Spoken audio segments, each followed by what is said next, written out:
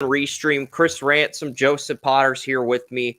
We will be on TalkShoe momentarily once the technical difficulties are fixed over there.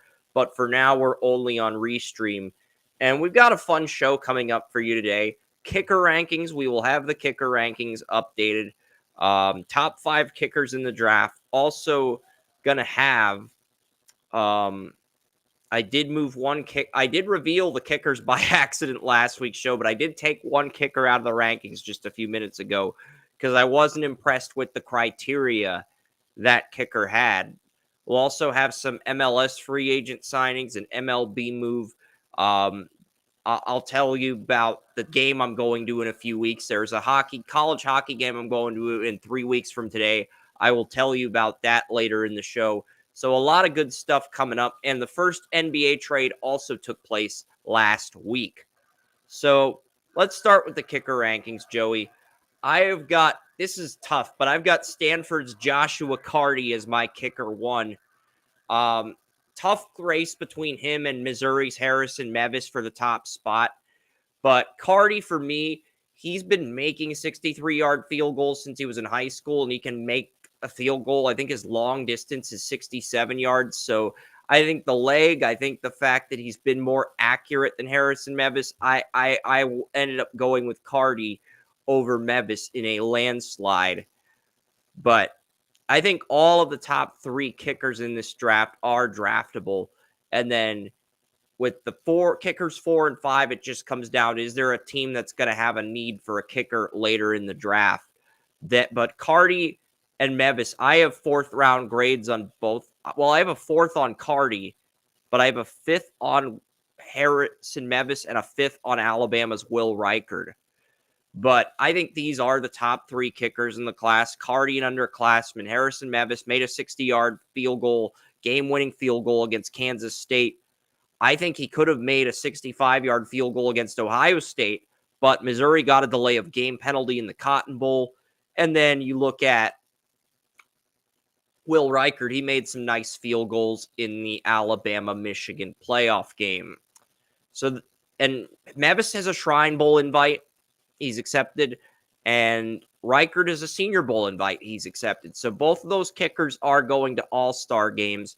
So I would say those are the top 3 kickers at this point in the process. Have you seen anything from those 3 that stands out when it comes to assessing the kickers in this draft? Not really, but at the same time, because what we've seen over the last few years when it comes to drafting kickers, I've just been wondering what they're teaching these guys in college because they haven't been very good at transitioning to the NFL. So, I mean, Cincinnati was able to get a pretty good one. But outside of that, I don't know about that. Cameron Dicker was my number 2 kicker behind Cade York in the 2022 draft. And Cameron Dicker, even though he bounced around to 3 different teams, he's found a home with the Chargers. So I would argue he's been somewhat of a success since he has rebounded with the Chargers after getting relief appearances with the Eagles and Cardinals. I would make a case for Cameron Dicker. And I would also make a case for Jake Moody. Jake Moody has come a long way since the Browns game. He's come a long way on field goal attempts since the Browns game, and I got to interview him at the Shrine Bowl. So I would argue those 2 kickers have been successful, but everybody else has been hit or miss. I mean, Chad Ryland got drafted by the Patriots in the 4th round, but I feel like he's had more blunders than successes with the Patriots in year 1. I think a lot of it has to do with the environment of NFL games. They say you have to be on time. Timing is everything to a kicker. I've listened to interviews with Phil Dawson. I've listened to interviews with other kickers in the past that have just said timing. You have to time the snap. You have to time the hold. You have to time everything, get it down perfect, and see everything that's going on in there. And these guys just don't seem to get that. And then when you get into environments like Chicago, Cleveland, Indianapolis, anywhere around the lake, to a lesser extent Jacksonville, when you're on the coast, New England, where you got the winds and the rain and sometimes the snow, they just don't adjust to that stuff. And they're either don't adjust to it at all or they're really slow about it. I mean, the most successful kicker this year is probably Anders Carlson. I thought he'd be the least successful of the kickers in the 2023 draft because he wasn't even my kicker rankings last year, but he's 26 for 31. And Brandon Aubrey's technically a rookie, even though he came from the MLS to the NFL. This is his first year in the NFL, so Aubrey has had an exceptional rookie year, but he was not really a draft prospect. He is a player who came, very unusual story, came from MLS, then after failing in the MLS, he goes to the USFL, and then he gets his opportunity with the Cowboys, and he still hasn't missed a field goal on the year heading into Week 18, which is insane. And that makes me wonder, if, like, the Browns got Dustin Hopkins, nobody realized what was going on. I heard an interview with Hopkins, and he said, yeah, I've been in California. I've kicked in that. Chicago, I kicked in that. I kicked in that. He learned over the years how to adjust to different environments. So I'm wondering if it's going to go back, because we had a run of years where kickers were getting drafted. I wonder if it's going to go back to where kickers don't get drafted to the seventh round or at all, and don't get drafted to the seventh round or at all, and these veterans who go take it up, who know how to kick in these environments, and in what situation. Well, to be fair to are the ones that get picked up. To be fair to Dustin Hopkins, after he got injured with the Chargers in 2022, he lost the starting kicker job to Cameron Dicker. And Cameron Dicker, 27 for 29 on the year. And Hopkins has been respectable as well, 31 for 33, or 33 for 36. But still, both kickers, that was a 1A, 1B. That was just an example, though. Yeah. That was just an example of, the older kickers who know how to kick in the NFL stadiums and in NFL situations, against a younger guy who might struggle the first 3 years. And if you're contending team, that one kick that he missed because he doesn't know how to kick in that environment, maybe the kick that sends you to the Super Bowl. And do you want to take a chance on that younger guy not knowing how to do that or not being put in that situation before, or do you ever have a veteran that take game and kick before and hit him in those environments? The Chargers play in an indoor stadium, so I don't think it would have mattered which kicker they picked over the other guy.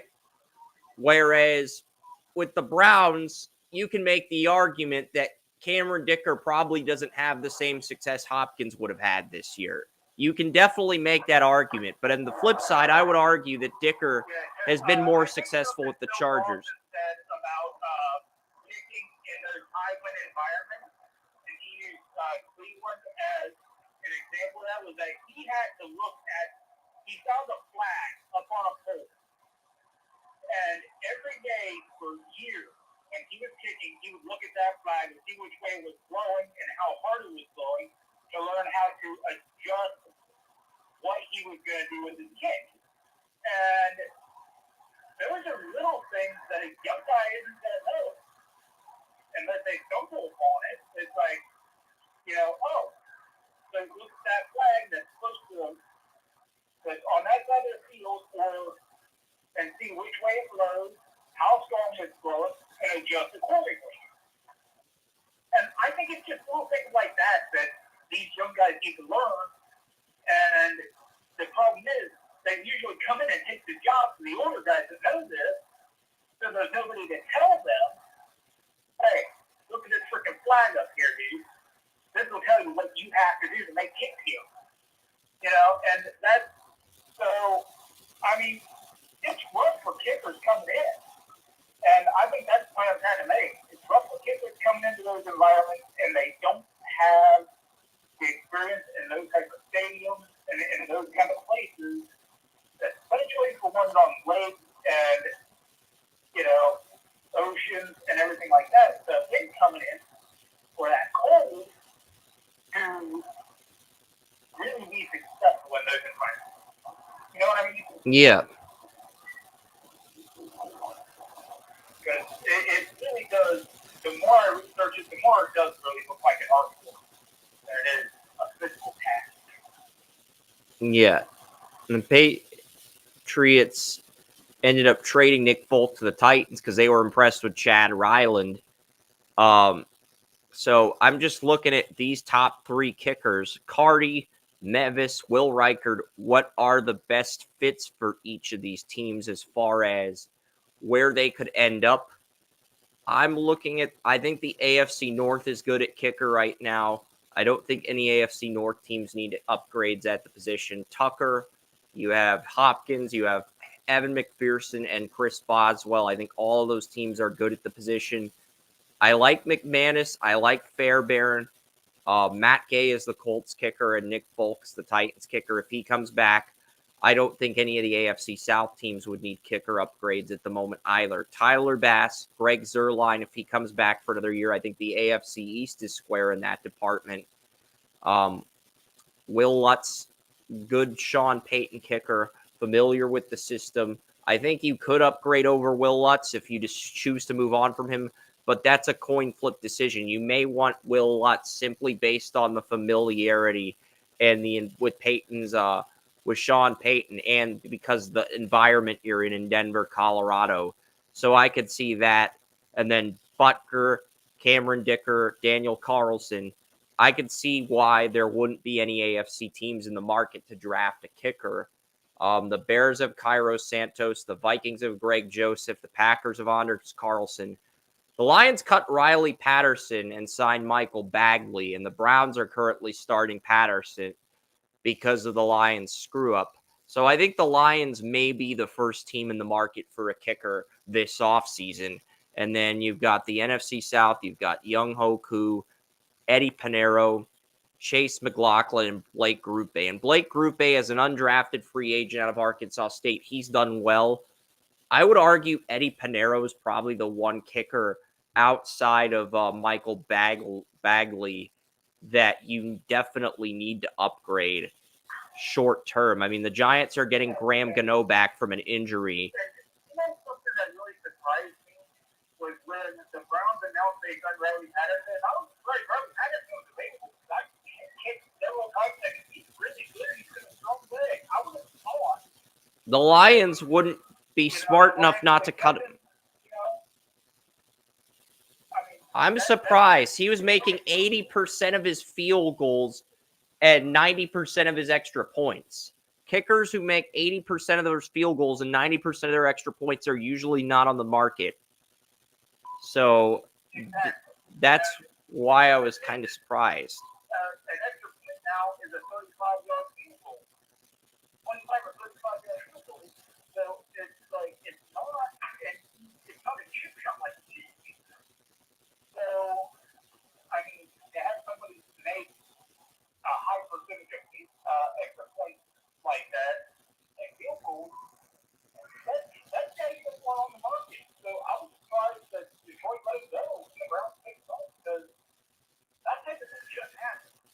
I do. I think Atlanta may be in the market, and in that case, Young Ho Koo is one of the best kickers in the league.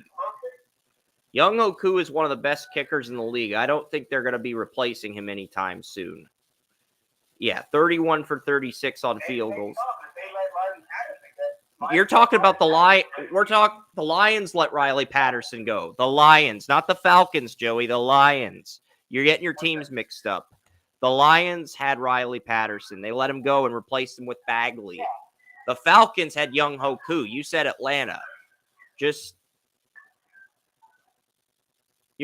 all right. But yeah. Their kickers, it'll happen there.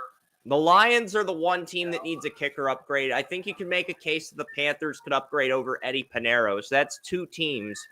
And then Joey Sly is the Commanders kicker. And then you have Graham Gano, who got injured this year. Do you want to keep Gano for one more year? Or do you want to move on from Gano? That's really the big question, because I think Gano is still effective, but the problem is the backup kickers in the Giants just haven't been any good. You brought in Cade York, he got injured. You brought in a third kicker, Randy Bullock, he got injured. You brought in a fourth kicker, Mason Crosby. He was a disaster against the Rams. So I can't sit here and say the fact that Joey Sly's, that Google is refusing to post Joey Sly's statistics as a kicker. I'll look quickly on ESPN. Okay, 78.3% field goals. Yeah. Joey Sly, I think you can replace him. I mean, it's not like he's horrible, but he's not spectacular either. I think he's a kicker you can upgrade, considering his field goal percentage is worse than Eddie Pinero's. So there's 3 NFC teams that could use a kicker. The Broncos of Matt Prater, the Niners of Jake Moody, the Rams are the 4th team that could use a kicker upgrade. They cut Brett Mayer. Their backup kicker has been awful. So there's legitimately 4 teams in the market for kickers, but 5 draftable kickers. And if the Browns keep Hopkins and cut Riley Patterson, Patterson would get picked up by one of those teams. Probably not Detroit, but I would think maybe, but the other teams just aren't in contention for a playoff spot. Carolina, Washington, the Rams could pick up Riley Patterson. That's probably what will happen. That's probably what will happen, because I think that Patterson will be released after this week, depending on, because the Browns did take their punter. He is going to be back this week, but Hopkins is not. And if Hopkins is healthy, he's been one of the best kickers. I think statistically the second best kicker in the AFC this year, or in the NFL, wherever. So Patterson's going to be on the market. And the Rams are a team that needs a kicker. Yeah. Riley Patterson's going to be there for the Rams. That's what I'm thinking as well. Riley Patterson will probably get picked up by the Rams. But that still leaves 3. And the Rams will be playing the Lions. He's been talking up the Rams a lot. And if they get Patterson, I mean, there'd be more room to talk them up in the playoffs, because they have a chance to be a dangerous team. I honestly think it's the Rams have one of the healthier rosters in the NFC, but they lost 43-20 to Dallas earlier in the year. I don't think they have a prayer against Dallas. Dallas and San Francisco, I think, are going to be the class of the NFC this year. And I think the other teams that pull upsets in the wild card round, those are just bait teams, as in those teams will try to bait you into picking the upset based on momentum. Because if you're but I'll get into that later. Looking at the top 3 kickers, I think Joshua Carty, he ends up on Detroit or Carolina somewhere in the fourth round. I'll say he ends up on Detroit. And then the other 2 kickers, I would say Harrison Mevis goes to Carolina maybe in round 5. And then you have the Commanders take their replacement to Joey Sly in they get their replacement to Joey Sly. They get Will Reichard in round 5. And then that leaves my number 4 kicker available in round 6. But I think Carty to the Lions in round 4, late round 4. Harrison Mevis early round 5 to Carolina. And then Will Reichard early round 5 to Washington are the first 3 off the board. And my 6th round kicker is Boise State's Jonah Dalmas. He was an underclassman who declared for the draft as a junior redshirt. I have him going in the 6th round. So I'm guessing he would be available for the Rams or any of these other teams that want to gamble on a kicker, assuming one of the top kickers in the league retires. And then wrapping up this kicker list, because I think the top 2 kickers can make it from 60 yards. I've seen Reichard make it from 55. Jonah Dalmas can make it from 50. He's pretty accurate. Doesn't quite have the leg you want. And then wrapping up the list, you have Michigan's James Turner, who struggled to make that field goal in the college football playoff. And we'll talk about that. We'll talk about some of these other games. But really, when you look at the kicker market, there are only 4 teams in the market for kickers this offseason at the moment, assuming Greg Zuerlein doesn't retire and assuming some of these other kickers don't retire. So There's 5 draft-eligible kickers, but only really 4 NFL teams in the market for kickers. And Turner couldn't make that chip shot field goals. I do think he's talented enough to be in the draft rankings, but I'm not sure he gets picked at this point. Or if he does get picked, where would James Turner, the Michigan kicker, end up? That's really a question mark for me right now. Not saying he can't end up somewhere. I'm saying it's a matter of where he ends up. Now, Chris, here is an interesting scenario.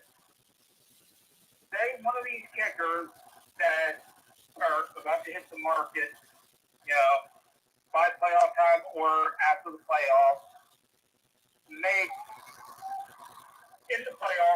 a game-winning field goal or two to send their team to the next round. We don't really think too highly of them on the free agent market. Now, what's that do to the draft prospects of these guys? When you said there are only 4 or 5 draft eligible guys, 4 teams that need a kicker. Now this kicker just comes out of nowhere and feels one of those spots. Who's the odd man out? That's a big question right there. And if Riley Patterson gets a starting job next year, which I think he will, there will literally only be 3 draft-eligible kickers in Cardi, Mevis, and Will Reichert. The other 2 are coin flips because Cardi's a top underclassman. He's made it from 63. He's made it from 67. Mevis has made it from 60. He's going to the Shrine Bowl where Jake Moody played. And Will Reichert's going to Mobile in the Senior Bowl. I think those 3 are guaranteed to get drafted regardless of what happens, Joey. And it's the kickers 4 and 5 after that with Boise State's kicker and Michigan's kicker. Because Cardi's probably going to get picked. Mevis is going to get picked. I think Will Reichert's going to get picked. Then you have Jonah Dalmas, a Boise State kicker who's 16 for 19, made it from 50. And you got James Turner, the Michigan kicker. So those are the 2 kickers where Dalmas and Turner are the 2 kickers. I'm not sure they get picked. It is an opportunity going to open up. Yeah, I think Riley needs to stay around the NFC. He dry climate, not a lot of heavy wind. He put him in the AFC or in the NFC when he drafted. Kicker from Alabama. Keep him there, and I think he'll do really well. If you put it in a place where you got a lot of vendor touch, I wouldn't trust him much in that situation. Okay, so Joey, we have 8 kickers set to be UFAs.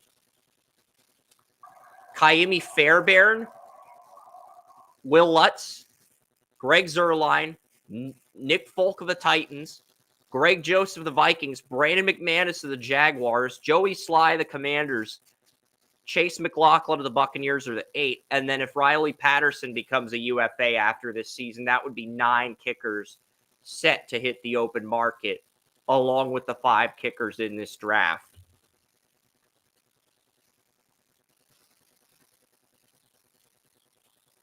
And really, the only 2 kickers with field goal percentages of below 80% are Greg Joseph of the Vikings and Joey Sly of the Commanders. So, I mean, you could try to upgrade at kicker if you're the Vikings or Commanders. I like Greg Joseph. I think he can be a top 5 kicker when he's on his game. The problem is he's got below 80% of his field goals for the first time in his career. And the Vikings play in an indoor stadium.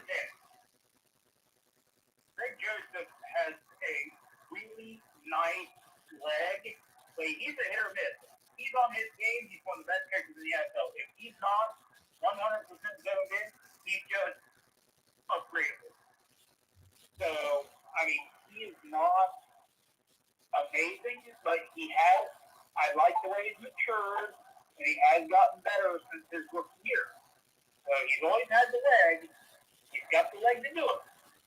But he's got to get more consistent because that was the reason that he was let go by 2 or 3 teams before he ended up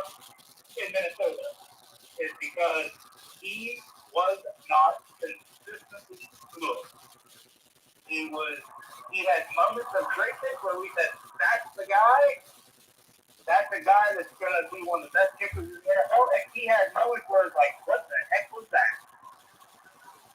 Now, he got more consistent, but I still don't think he got where he could be.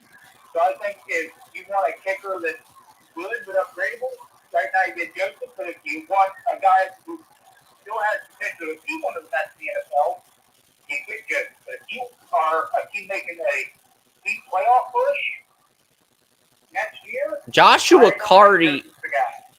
Carty, the top kicker in the draft, he went 18 for 18 on field goals at Stanford in 2022. This year he went 23 for 27. And this is a kicker that made 63 and 67-yard field goals in high school. So, I mean, you could upgrade. His long at Stanford is 61 yards. His long this year is 56. So, do you think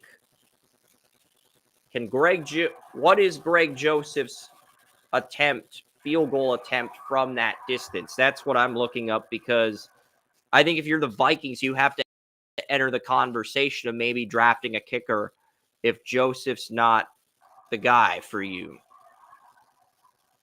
Yeah, and that's the thing. I mean, you really have to look at his kick of distance. And he's got the legs to be one of the best in the NFL, but his consistency is just not good. Yeah, and I'm asking myself, is Carty an upgrade over Joseph? Because I'm at the point where I'm legitimately asking that. Okay, Carty has a 61 and a 55-yard field goal at Stanford the last 2 years. I mean, he made a 54-yard kick against the Niners, a 53-yard kick against the Bears, and a 54-yard kick against the Packers.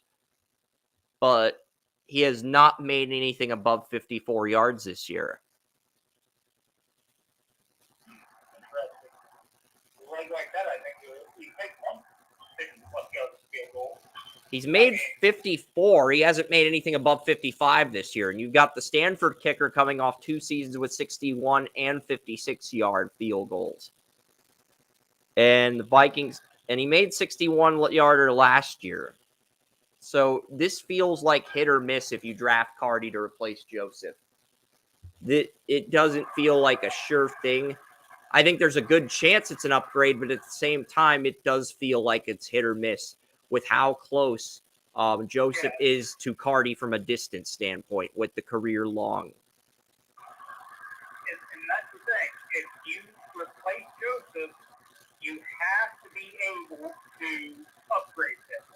And that's where my thought comes in. Is there a fair upgrade over him in the draft? And I say no. Is there one in free agency? Maybe Riley Patterson, but that's up for debate. So if there's no clear upgrade, you roll with it. Yeah, Carty made a 55-yard field goal in 2021. Same with Joseph. Both Joseph and Carty made 61-yard field goals. Carty made a 56-yard field goal this year. The long for Joseph is 54. I think Carty is a slight upgrade, but he's not a surefire upgrade. So you could end up getting successful with you could end up drafting Carty, but it is a roll of the dice decision to pick him if you go that route. I'm not saying it won't work out. I'm saying you're rolling the dice in that scenario. And remember, Greg Joseph is still pretty young. So he's 29. At least for a kicker. He turns 30. Yeah, for a kicker, he's still young for a kicker. He's playing another 7-8 years. So in that sense, can he be an upgrade for another team, especially a playoff team, if they got a poor kicking game? Well, Carty's not going to get cut. He's going to finish the regular season with the Vikings, and then he's going to probably going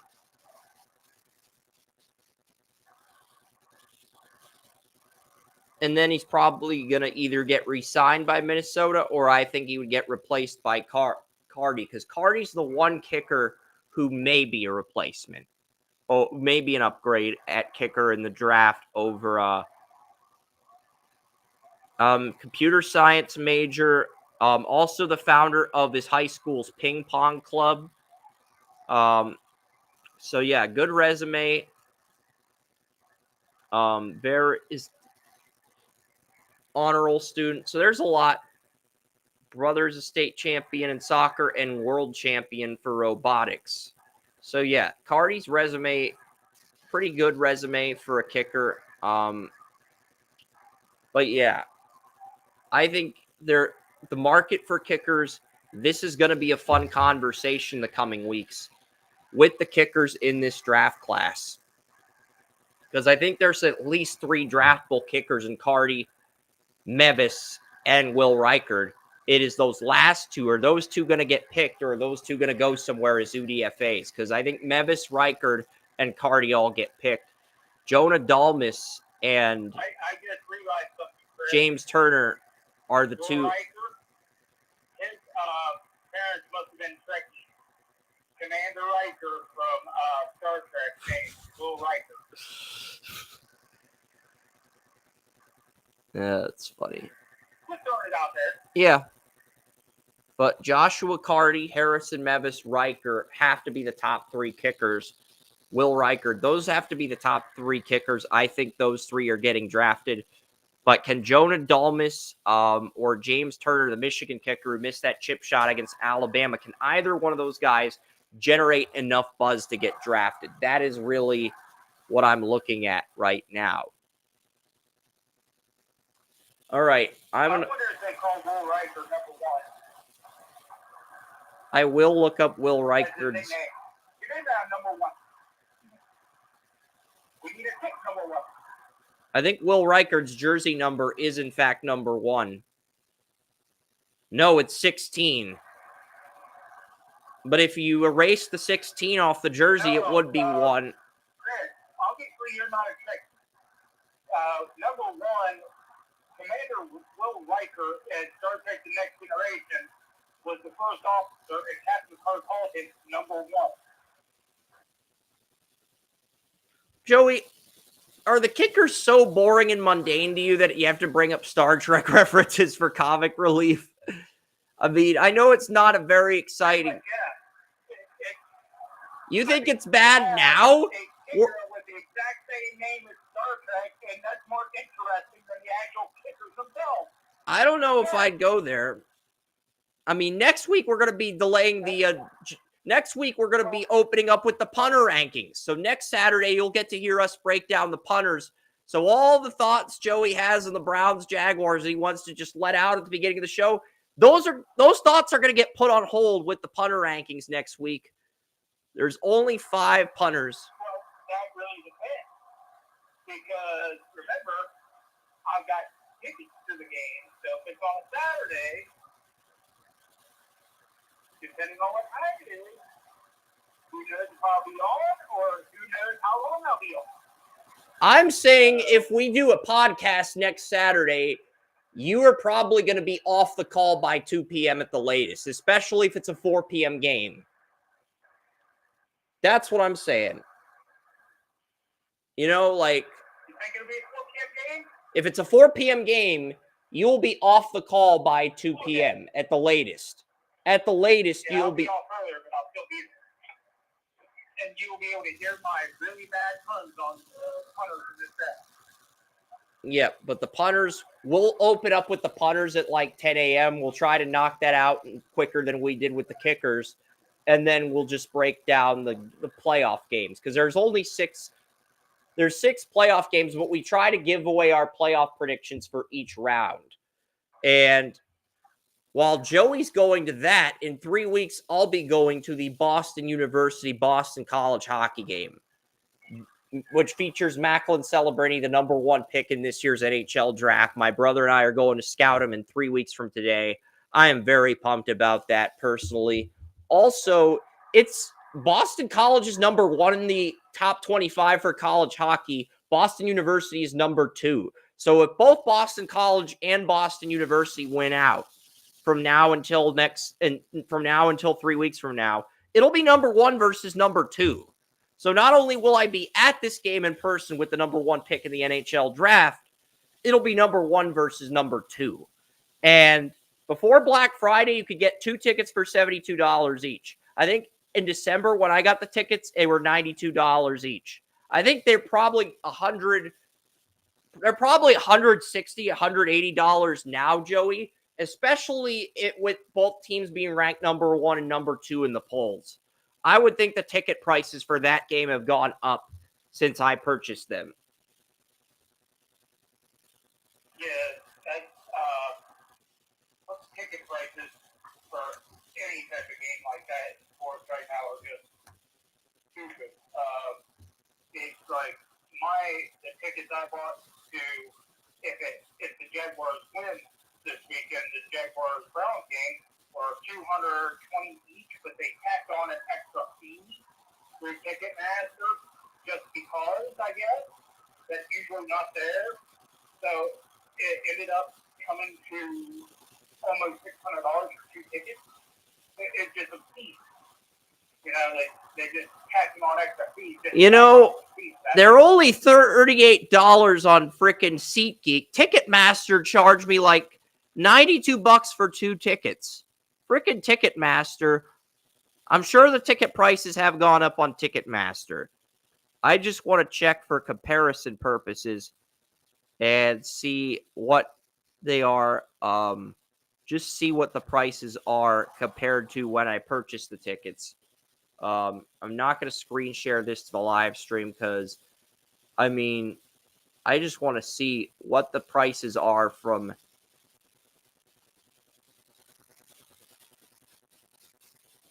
I just want to see for curiosity because I'm curious. I'm curious to see what is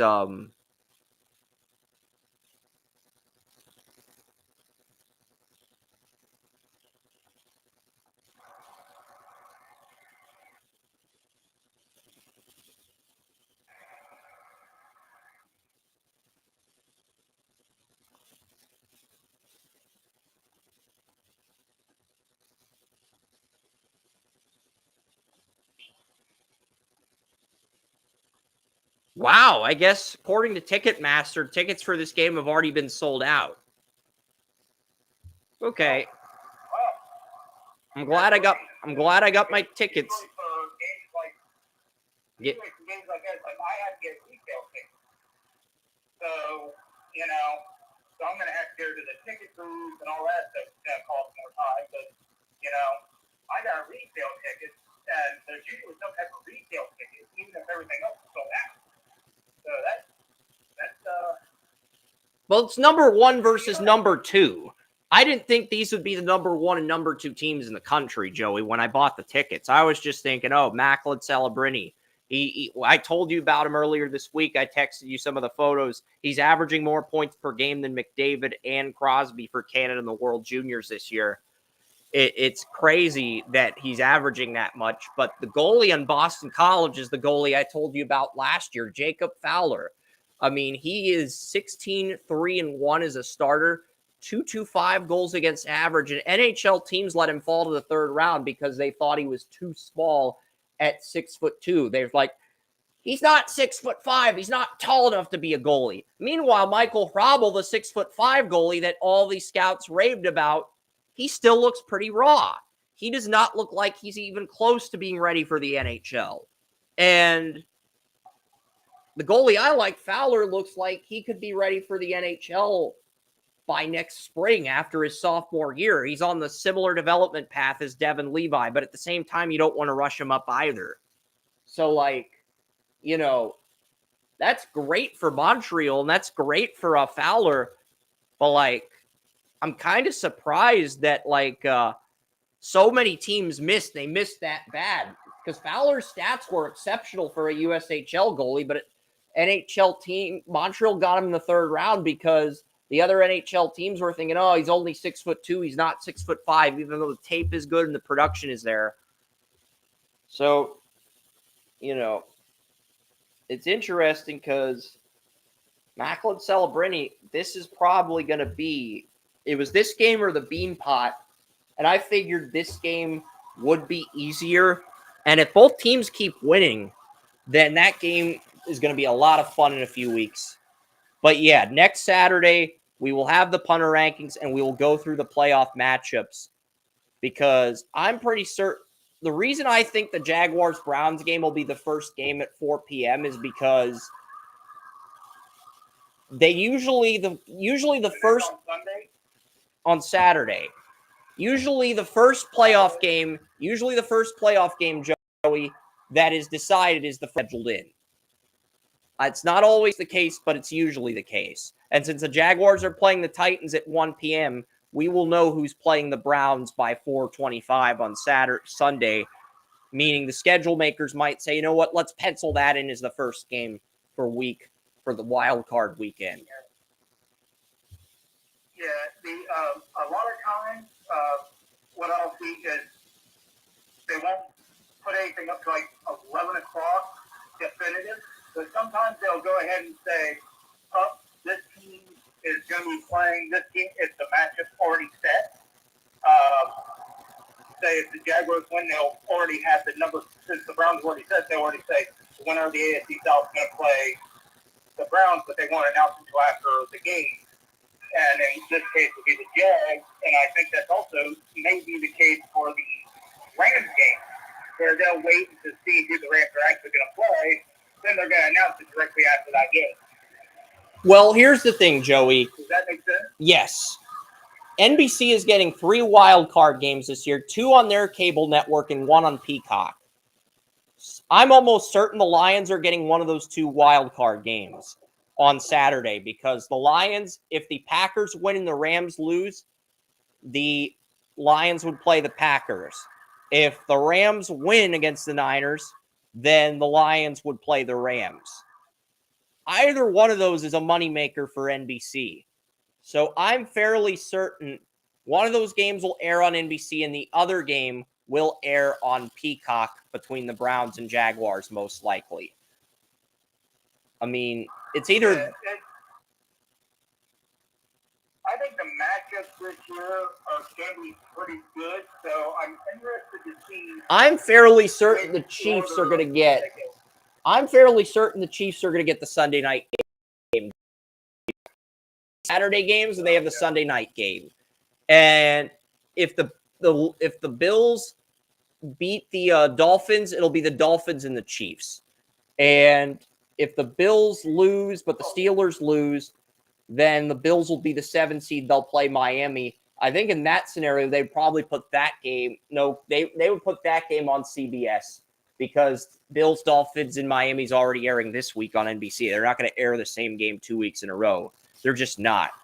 And if NBC were to pick up that game, it would be on Peacock because they're not going to put the same game on NBC in a row.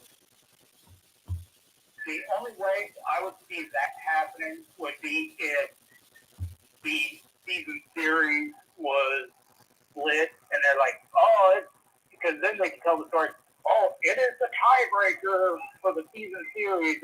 That feels like a game that's either going to go to CBS, Peacock, or Peacock if NBC does get that game, or it'll go to ESPN. Yeah. I don't see that if the Dolphins and Bills play a third time, it'll go to one of those 3 networks. I don't see it going to NBC again after they hosted this week's game. Recording started. I think it will be the Sunday night game will either be the Chiefs because they're the Chiefs, or to get one of those 2 primetime games. It would have to be what is the best matchup and the best story combined. Because that's what the networks want. They want the best game, but they also want the best story because they can sell the story. If they can get a game with both of those, that's going to be prime time. The Chiefs are going to be prime time because they're the Cowboys are going to be on Fox. The Cowboys are going to be on Fox, most likely. The Cowboys are always on Fox. The Cowboys wild card game is going to be the Fox game. And I feel like the Lions will be on NBC because if you're the schedule makers, if the Lions are guaranteed to play the Rams or Packers, you want them on either NBC or Peacock. So really, that leaves the Eagles versus the NFC I think they'd put Eagles-Buccaneers on Peacock, Joey, because the Eagles already played the Buccaneers on Monday Night Football earlier in the season, back in Week 3. Yeah.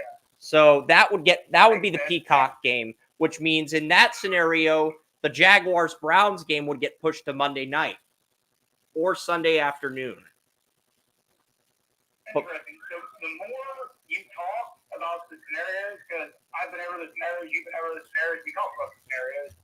The one game I think with as much potential prime time as any, because of I think it'd be a good matchup and the story would be the Lions and Packers. If that would happen, I think that'd be great stories and a really good game. And in that case, I feel like they would put the Lions on NBC, not Peacock. That's kind of where I'm at. I think the Lions would go on NBC, not Peacock.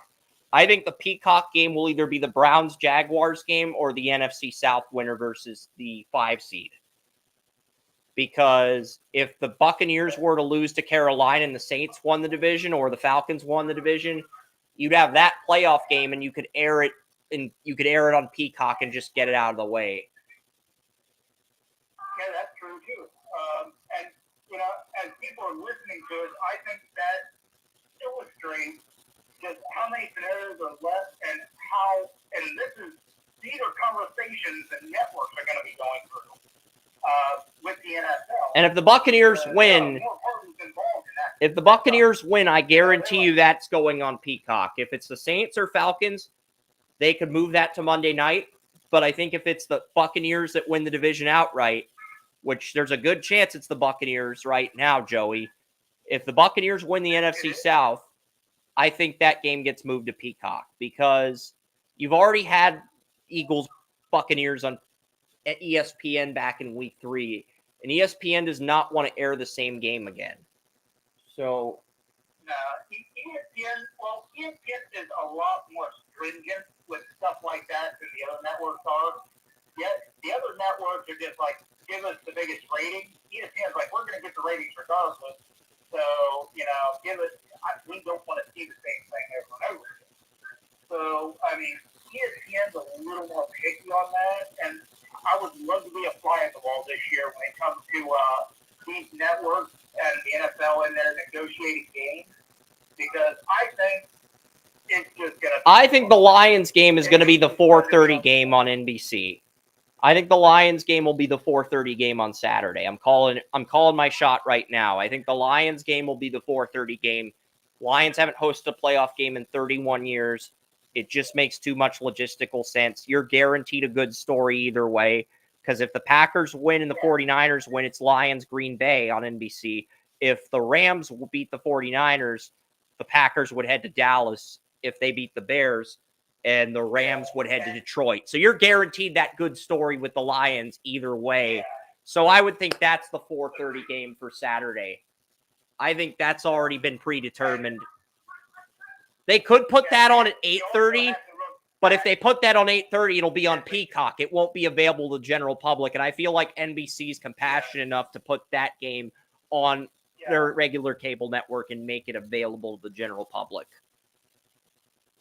Yeah, and also we're already getting speculation on round 2 because most of the general public believes that, and the media believe that the Browns and Jaguars play, the Browns are going to win, and people are speculating about Browns-Ravens, and when it comes to TV, you may not want the Browns on primetime 2 weeks in a row, but you definitely want Browns and Ravens on primetime. So, I mean, I think the network, from a network point of view. Here's the other thing, Joey. The cable networks are swapping the games this year. And the cable networks redid their deals. So instead of NBC, CBS, Fox rotating Super Bowls, it's now CBS 58, Fox 59, with Tom Brady replacing Greg Olsen. I know you're not happy about that, but we'll get to that later. NBC Super Bowl 60 and ESPN ABC Super Bowl 61. So Joe Buck and Troy Manning would call Super Bowl 61 in LA. They would have Pat McAfee would have a Super Bowl live feed on ESPN, and there might be a Super Bowl Manning cast on ESPN2 at the same time when the Super Bowl comes to ABC in a few years for 61. Yeah, and for me, right now, also, ABC gets a divisional round game this year. Television right now is Pat McAfee.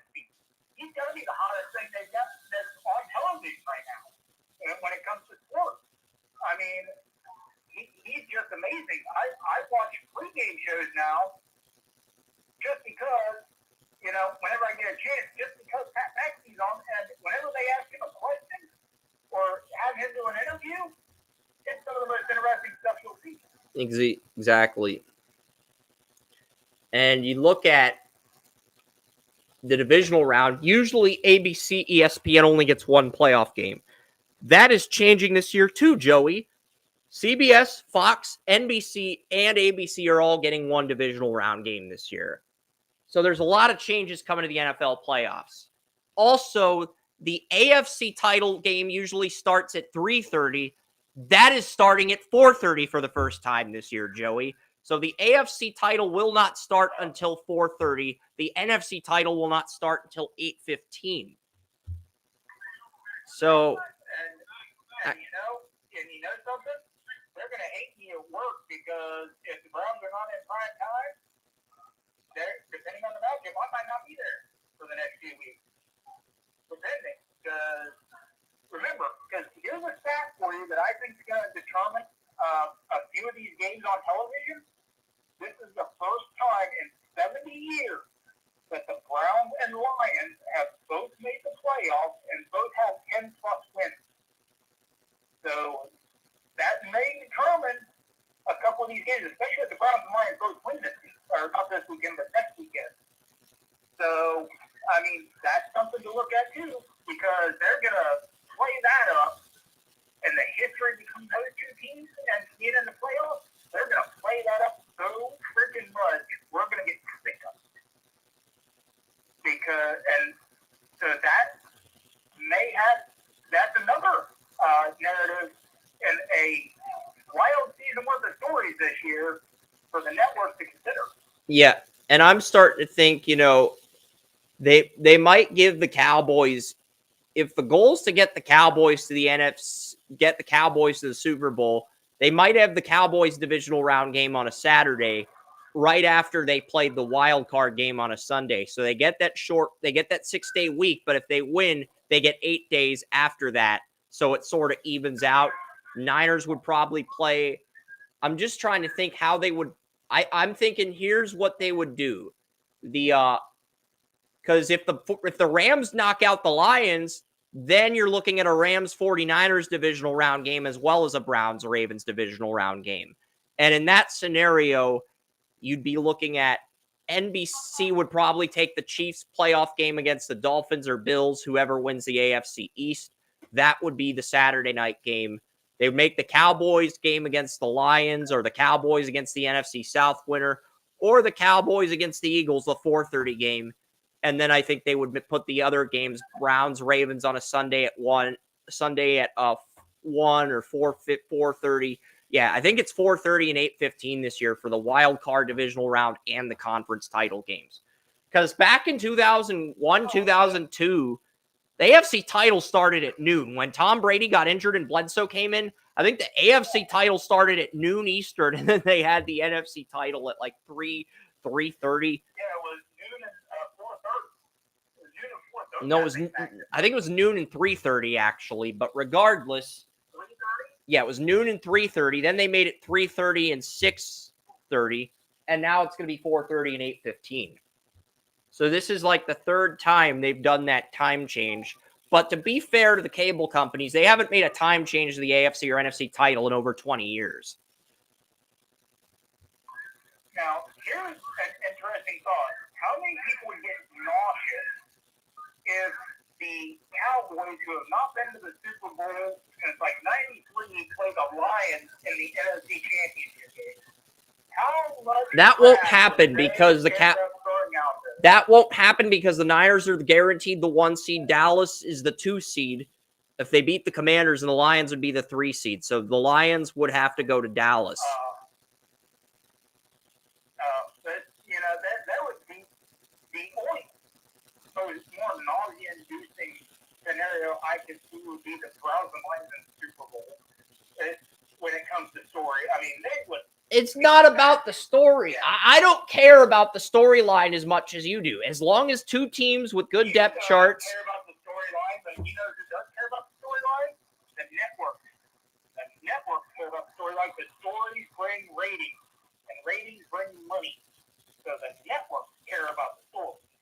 Here's the thing. What I'm talking about is if the Cowboys, if they make the Super Bowl, which the big if, they would probably play the Ravens, Bills, or Chiefs. The Bills and Cowboys have a historic rivalry. That's good for a storyline rating. That would be a story that would not be nauseating, but it would bring the network a lot of money. And because it's just that good. So the Chiefs, a very well-balanced game. Chiefs and Cowboys would not be a fun story for you, but it'd be a fun story for the cable networks. Mahomes was a Dallas Cowboy fan prior to being drafted by the Chiefs, and he did follow Dak Prescott's progress during his draft year at Texas Tech.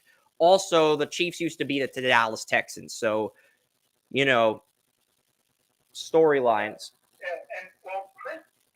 Chris is trying to give you the football side of it. I am trying my best to give you what the network may be thinking in this situation. So, just to clarify what we're talking about, because I know this is going on a little. Yeah, because I know if the Cowboys let's say the Cowboys draw the Packers. You know what? We'll save this conversation for later in the show at the end, because I feel like we've already revealed a little too much as far as the NFL scenarios go. So I'm looking at the free agency news here. Mickey Yaman, a defender from Japan, has signed with the LA Galaxy. John McCarthy has signed with the LA Galaxy after being on LAFC last year. Tommy Thompson re-signs with San Jose. The big news this week in MLS free agency was FC Cincinnati secured Miles Robinson, Atlanta's starting center back, second pick in the 2017 MLS draft. So now you got Matt Miyagazi and Miles Robinson as a 1-2 punch at center back. And you still have your remaining starters from last year. I think FC Cincinnati, with this move, they have positioned themselves nicely to challenge Columbus next year. Jonathan Mensah, the San Jose Earthquakes center back, is on New England. So now New England has 4 center backs that can play for Caleb Porter. They have Andrew Farrell and Henry Kessler when healthy. Kessler dealt with a season-ending injury. Dave Romney did a great job stepping in as a backup, started a lot of games, and now you add Mensah to that fold, Joey. Now you have 4 quality center backs. So not only do you have starting center backs that can take pressure off your goalie, you have depth at the position as well. That's a great move for New England to get a starter like Mensah and just add him for depth. And also Kamal Miller, the left back on Inter Miami, has been traded to the Portland Timbers for $775,000 in allocation money and an international spot that David Beckham can use on another free agent. So those are some of the MLS moves. And Nicholas Loderio, the Sounders legend, an attacking midfielder, has signed with Orlando. So now you get that veteran attacking midfielder to pair with Duncan McGuire. And the reason that's so important is because Duncan McGuire can get you double-digit goals as a striker. You get him an attacking midfielder that can get double-digit assists a year. It's just going to create more synergy for the offense, more scoring opportunities for McGuire. And it's just going to make this offense harder to stop as a whole. So, and they did get an attacking midfielder in the draft, Giorgio Kosevsky, 11 assists at Syracuse. But this is a player that had 41 goals and 80 assists over 191 matches with the Sounders at attacking midfielder Nicholas Loderio. So a great pickup for Orlando. And Alfredo Morales signs with the Earthquakes. He was the midfielder on New York City SC, and New York City SC got a 2026 third-round pick for his rights. So that pick. And Zach Stefan to the Rapids, Trey Muse. But yeah, there have been a few signings in free agency. I think the Miles Robinson signings and the Mensah signings for FC Cincinnati or New England have to be the 2 big winners so far, Joey, but it's still pretty early. A lot can happen. I do like the Kamal Miller trade for Portland and Miami as well.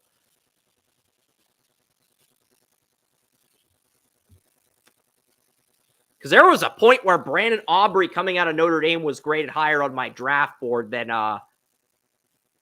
Miles Robinson out of Syracuse, because they were both defenders at center back in the 2017 MLS draft. So that's interesting that it is literally that close.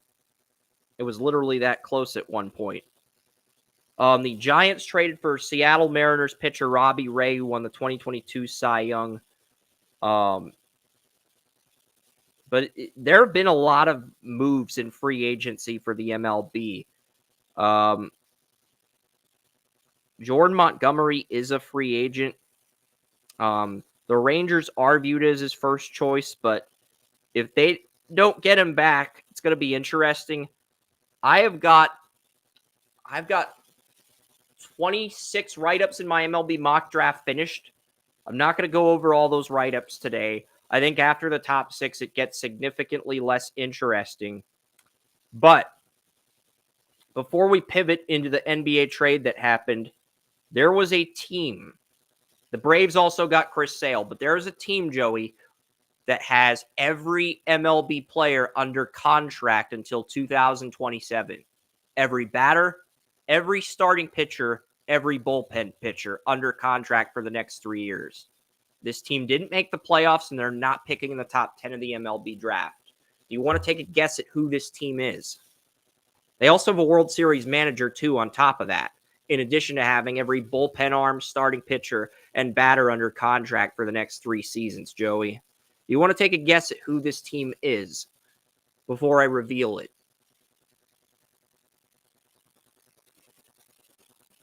Just reveal it. The Detroit Tigers. Yeah, shout it to the world. The Detroit Tigers. I knew you weren't going to get that, man.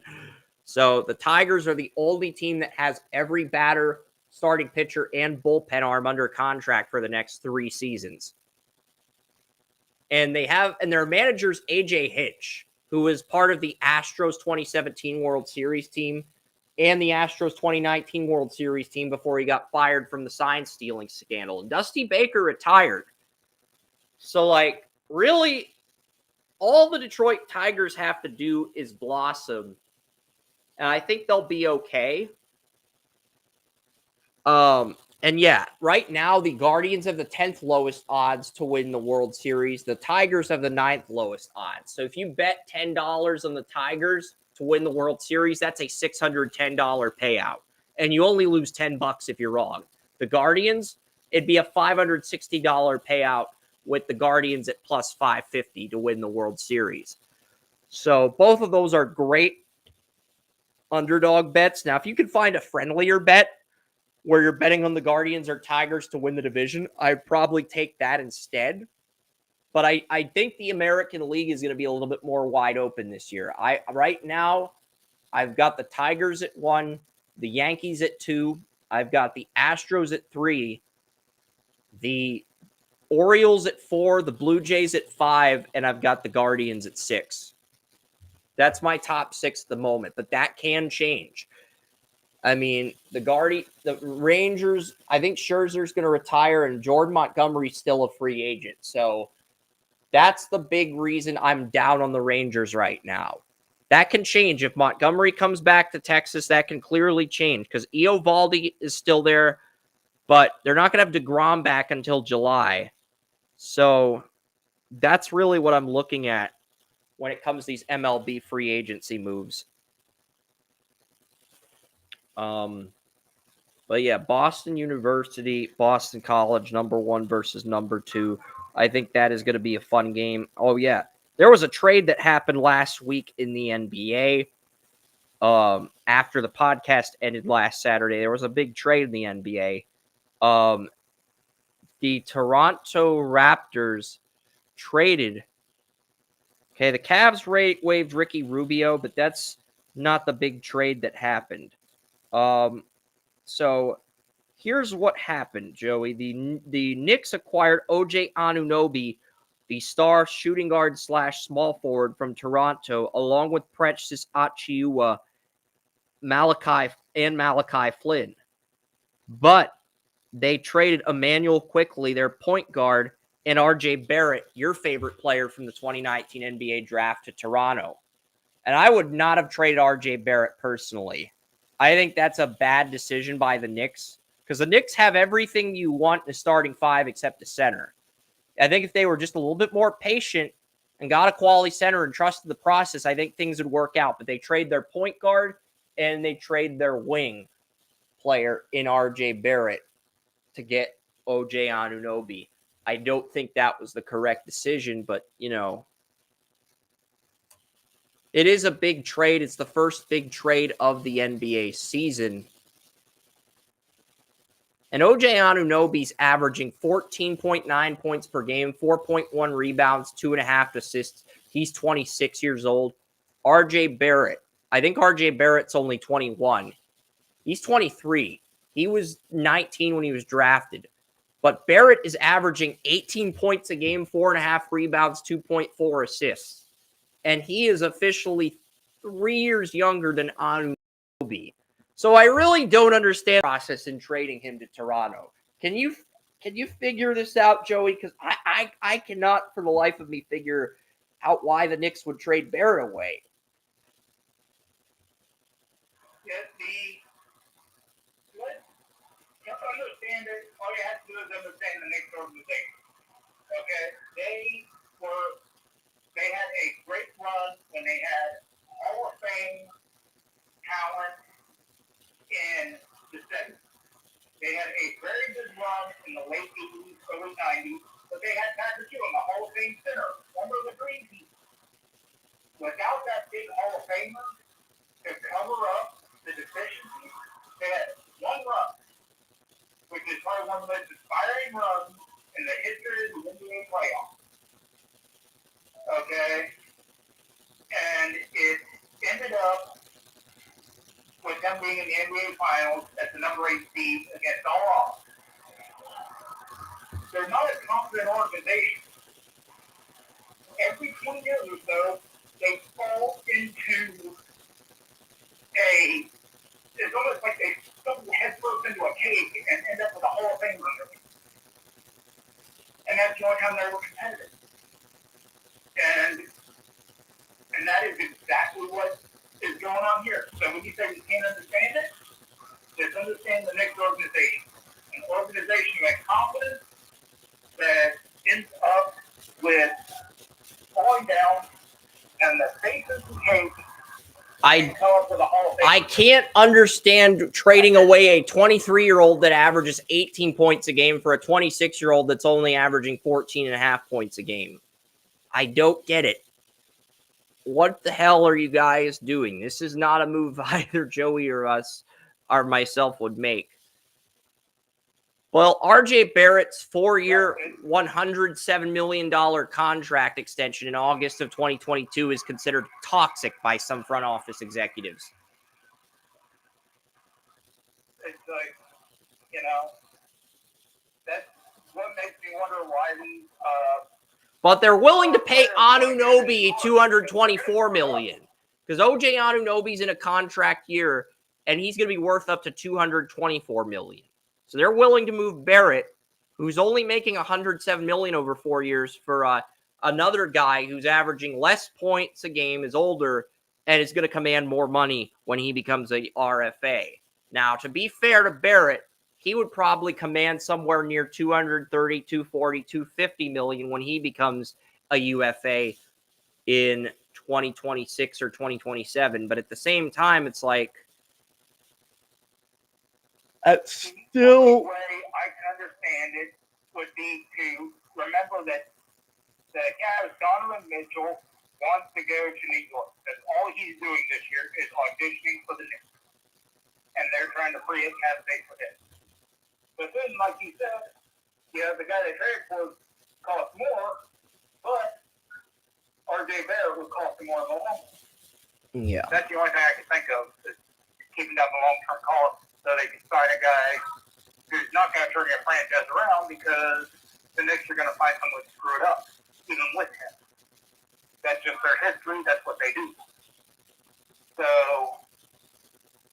I really don't understand. Yeah, so they got Jalen Brunson, Dante DiVincenzo, OJ Anunoby replaces RJ Barrett, Julius Randle, and Isaiah Hartenstein is the center. And center's still a weakness for the Knicks, but the rest of the starting lineup does look solid. So, I mean... Yeah, I would say that if Toronto wins the NBA championship with Barrett at the forefront, the Knicks would look stupid, but let's face it, they've been for the majority of the last 60 years look stupid. And the Raptors are probably going to move their star power forward, Pascal Siakam. He's in a contract year as well, and the Raptors are already trying to move him. And Pascal Siakam is good. He averaged 22 points a game. You probably could have traded him to get the third pick in the NBA draft. He's averaging 22.3 points a game. Pascal Siakam. I mean, last year he averaged over 20 points a game. He's averaging 22.3 this year, improving on last year's total. You could have got him. You could have moved him at the NBA draft for the second or third pick, but you chose not to, and now you're trying to move him for any assets you can get now.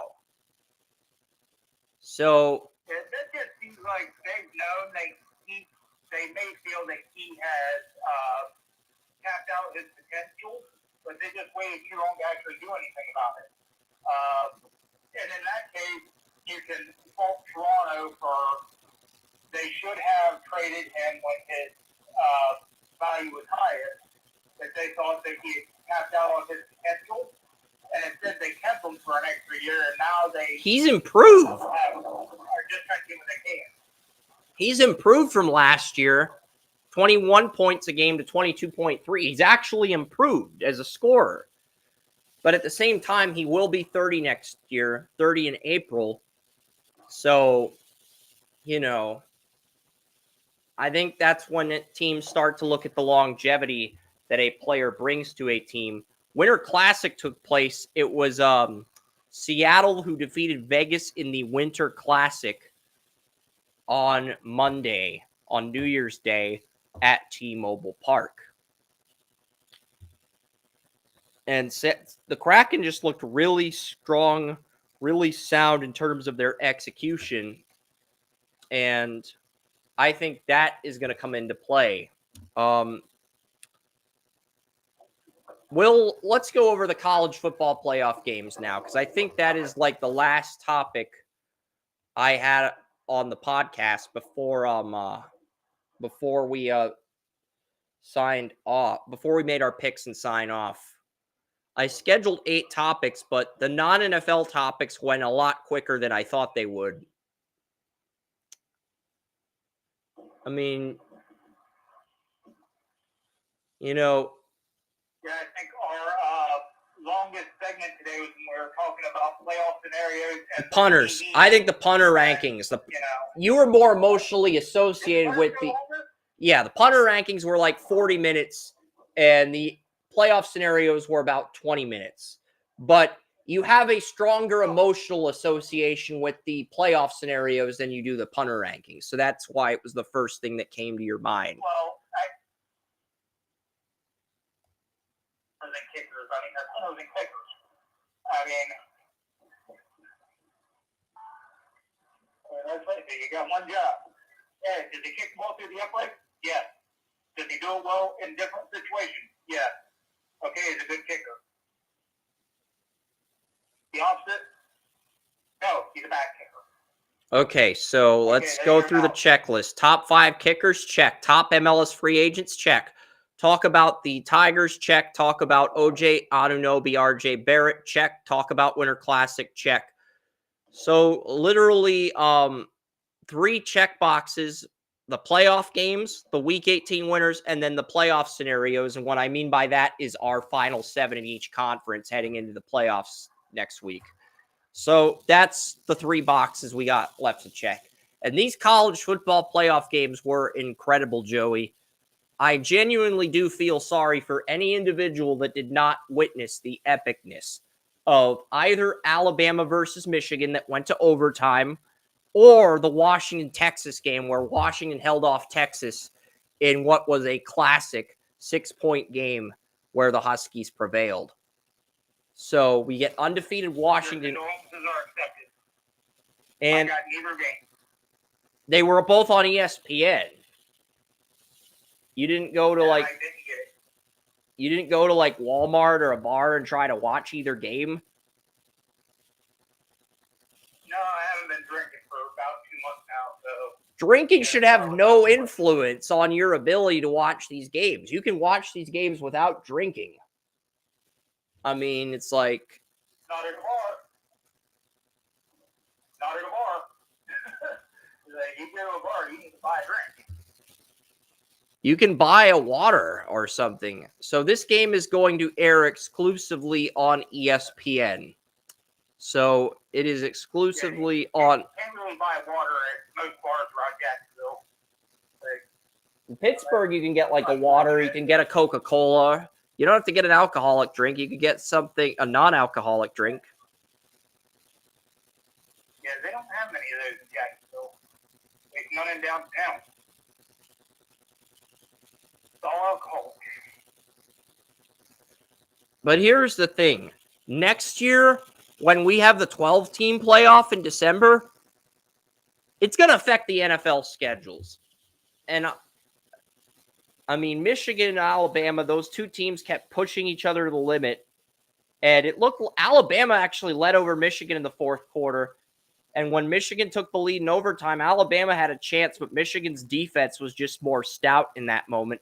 And Texas nearly pulled off a 90-yard fourth quarter comeback drive against Washington, but Washington held their own. It's going to be Washington and Michigan. But let's talk about the playoff scenarios. I am taking Michigan. I think it's going to be 30-16 Michigan. I don't think Washington's defense is as good as Alabama's. I think Michigan should have more success against them. I think Wes has Michigan winning 27-16. You could see Washington getting 19, maybe making this a 7 or 8 point game. But Michigan is the overwhelming favorite. They're playing in Houston. I like the Wolverines. They should handle business against the Huskies. But hey, you look at the Huskies, Michael Penix Jr., he's on a mission. I don't think this team's going to go down without a fight. And there's some people that like, the same person who told us that Will Howard is transferring to Ohio State 5 days ago also leaked a report that McCarthy's coming back to Michigan regardless of the outcome in Monday night's game. So that's something to keep an eye on because that is a big storyline to watch. Yeah, another big story we got going on here in this game is Jim Harbaugh is auditioning for what I think he's already got a job lined up in the NFL. He hired Tom Brady's agent. I'm back. He fired his previous agent and hired Tom Brady's current agent last Saturday. That is a clear green flag he's going to the NFL, Joey. I know Wes thinks he's still coming back, and he might, but you don't hire Tom Brady's agent unless you're going to the NFL. Like, you just don't do that unless you're going to the NFL. That's a clear indicator he's going to the NFL, in my opinion. And I think he's going to the Chargers. I do too. I think I've read reports. Everybody talking about it's already wrapped up. I think, The Chargers have already made his agent and Harbaugh a formal offer. Yeah. That was the leaked report that came out on Friday. Somebody told me that they heard Jim Harbaugh or Jim Schwartz is going to be a head coach. No. These teams already know who they're taking, and Jim Harbaugh is the key, and he's going to the Chargers. And I think Belichick knows where he's going. I think all these other guys know where they're going. So, coaching carousel? No. Coaching, and as far as Harbaugh goes, coaching to show, I'm still the top guy. I'm the top guy in college. I was the top guy in the NFL. I'm going back to the NFL. I'm going to be a top guy there again. And this is why. I think that's what it is. He's coaching for ego. And he's going to be. I think Belichick's going to stay in New England. As much as Patriots fans don't want to hear that, I think Belichick's going to stay in New England. Because I saw a tweet from Rappaport. His relationship with Kraft. Rappaport basically said it sounds like Kraft's leaning towards not firing Belichick over firing Belichick. Because... So in other words, Kraft is pretty much non-committal at this point. He's like, he wanted to fire him, he doesn't want to fire him, so it sounds like they're going to sit down for a big meal and hash things out. Yeah. Or they're just going to go out on Belichick's boat and hash things out, one of the two. I think Ben Johnson will... I know Carolina wants Ben Johnson, but I don't think Ben Johnson wants Carolina. I think... I'm not exactly sure where Ben Johnson's going to end up. I think the Raiders are going to hire Antonio Pierce. I've also heard that that the front runner to be the general manager on the Raiders is the Bengals director of scouting. So if they stick with the current GM, they will stick with Antonio Pierce. But if they do not stick with the current GM, the GM they will hire is the Bengals director of scouting, and he would bring his defensive coordinator to Vegas to be the new head coach. In that scenario. Yeah, I think Antonio Pierce gets the job. I do too.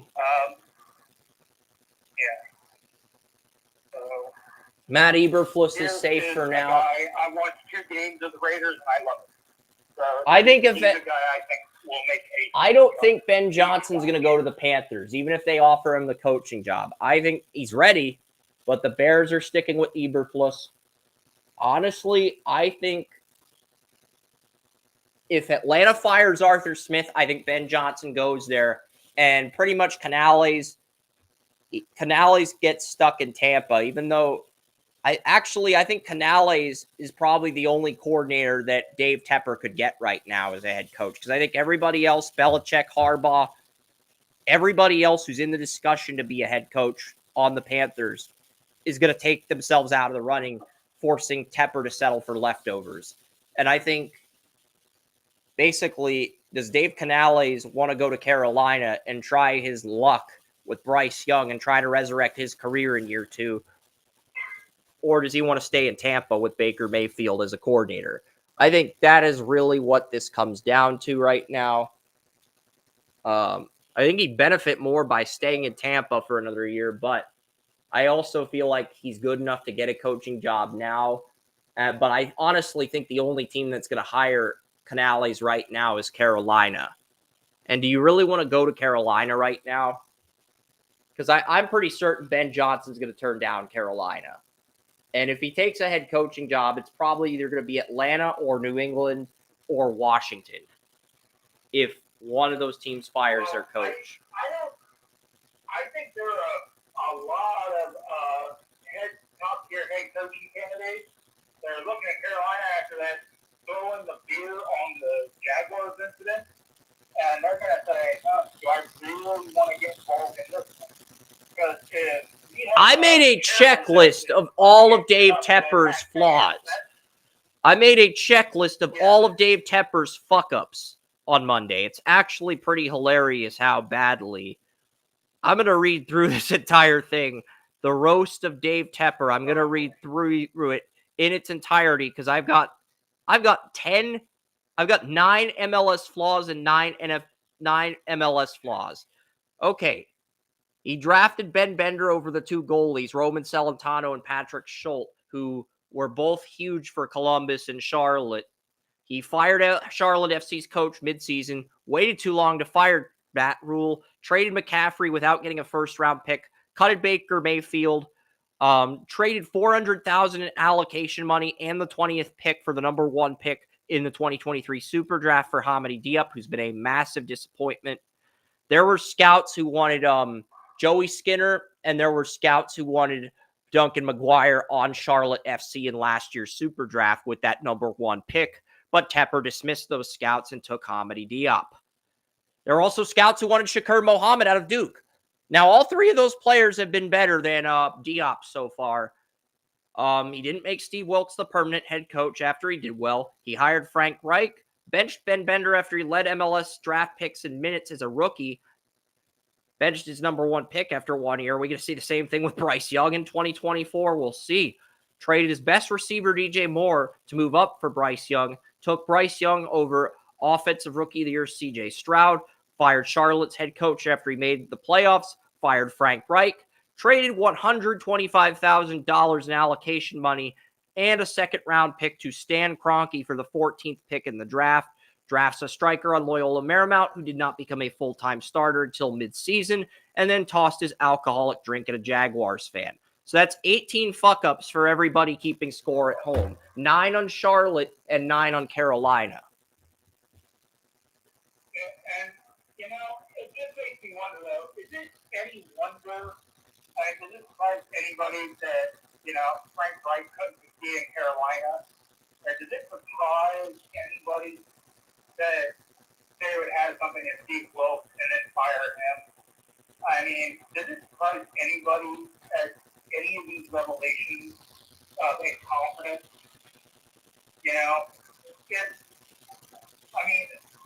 Everybody talks about Cleveland being horrible with their hiring, the firing, the decision making, but that's what makes them look like they've been confident over the last 4 years. This dude, not just in football. Yeah, I wanted to say he's the modern day Al Davis, but that's disrespectful to Al Davis, Joey, because in the 70s and the early 80s, Al Davis was actually a very well-respected owner, and he was actually somewhat competent. If you look at Al Davis's entire tenure as an NFL owner, not just the end of the tenure where Walter Cherepinski roasted him on a weekly basis, but you look at the entirety tenure of Al Davis as an owner, he was actually somewhat competent in the 70s and the 80s, despite having a clash of egos with Pete Rozelle at the time. Well, with Al Davis, it was not that he was incompetent at any point in time. It was that Al Davis got out of touch. He was a revolutionary mind in the game. He is somebody who brought the game to new heights, but he just got out of touch with his thought process. He didn't evolve going forward. After the late 80s, early 90s, he, kept trying to reinvent the wheel, and it didn't work.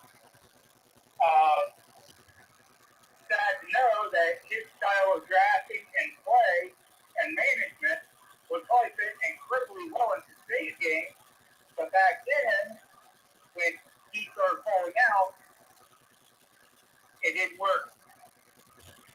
So that's without Davis. With Pepper, he has shown a new level of incompetence because it's just not with the NFL. It goes to other sports. It doesn't work with he doesn't work with Charlotte FC or the Carolina Panthers. He's screwed up just as frequently. Yeah, I mean, at least the Browns and Al Davis and the Raiders kept it to one sport. Pepper's going. Tepper is screwed up. It's like if Charlotte had just kept the 20th pick, they could have had all $400,000 in allocation money, and they could have drafted MLS Next Cup MVP Valentin Noel, who was the MVP of the MLS Next Cup in minor league soccer. They could have had the MLS Next MVP at 20 and kept all their allocation money if they had just stuck to the board. But instead, they trade up to number 1, and they whiff badly because you had scouts in Charlotte who preferred Joey Skinner. You had scouts in Charlotte who preferred Shakur Mohammed, who is the consensus number 1 pick by the media. You had scouts who preferred Duncan McGuire, and they took Diop instead. So to miss that badly, to trade up to 1 and then to miss that badly, it's like, yeah, it's just not going to cut it.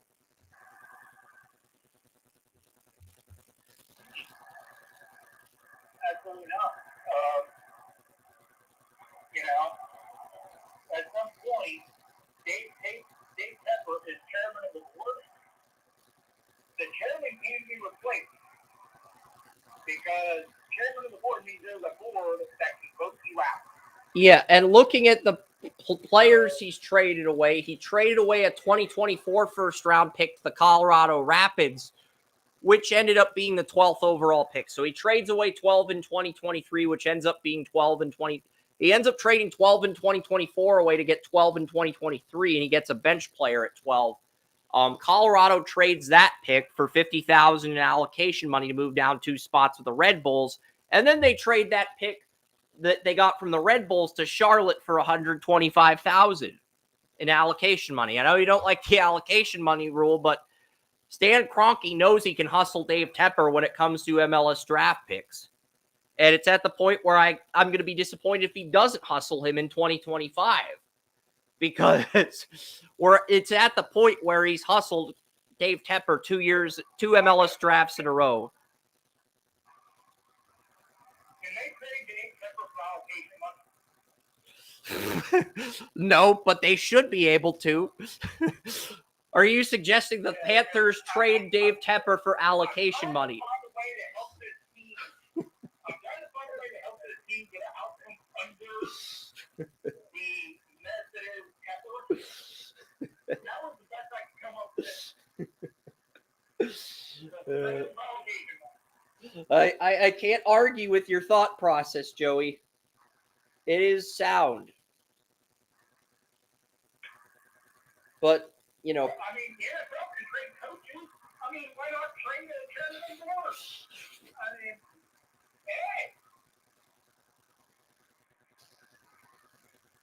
hey. I agree. Trade them for a damn bag of peanuts.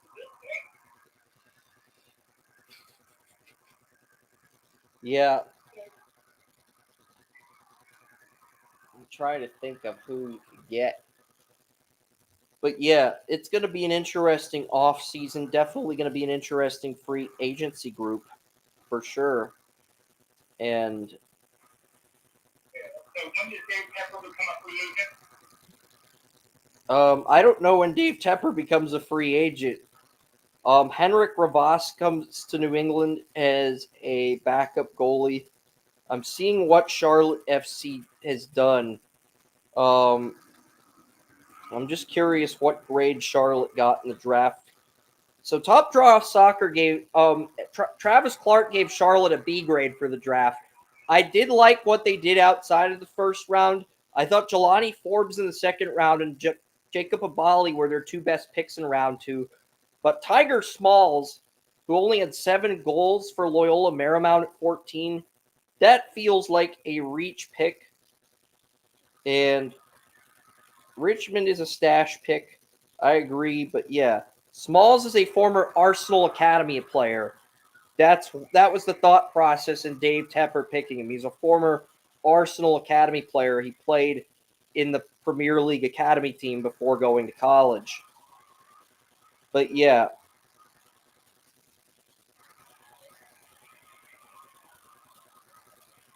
And Tommy Silva does sign a homegrown deal with Real Salt Lake after going undrafted. And FC Dallas and Inter Miami CF are going to play a preseason soccer game at the Cotton Bowl. That is interesting. Because when you think of the Cotton Bowl, you usually think of Texas, Oklahoma. But yeah, I think if Washington's going to beat Michigan, Penix, Romo Dunes, McMillan, Washington's offense is going to have to literally play a perfect game, and McCarthy's going to have to struggle.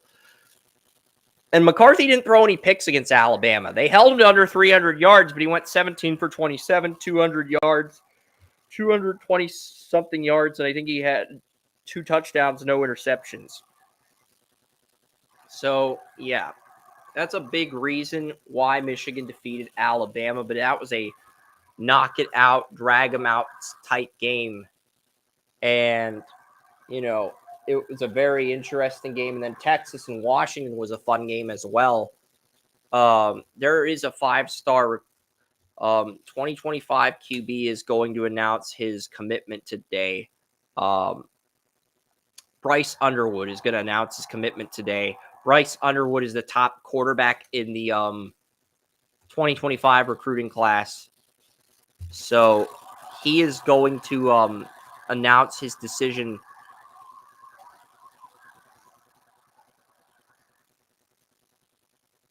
And Bryce Underwood's been having some private visits at LSU. But at the same time, he is rumored to be looking at Michigan.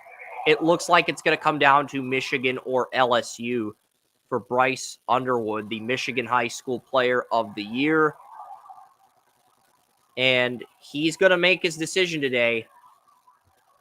He is. Bryce Underwood. LSU's already got the number 1 quarterback in the 2025 recruiting class. LSU's already got the number 1 running back in the 2025 recruiting class. So, what's going to happen?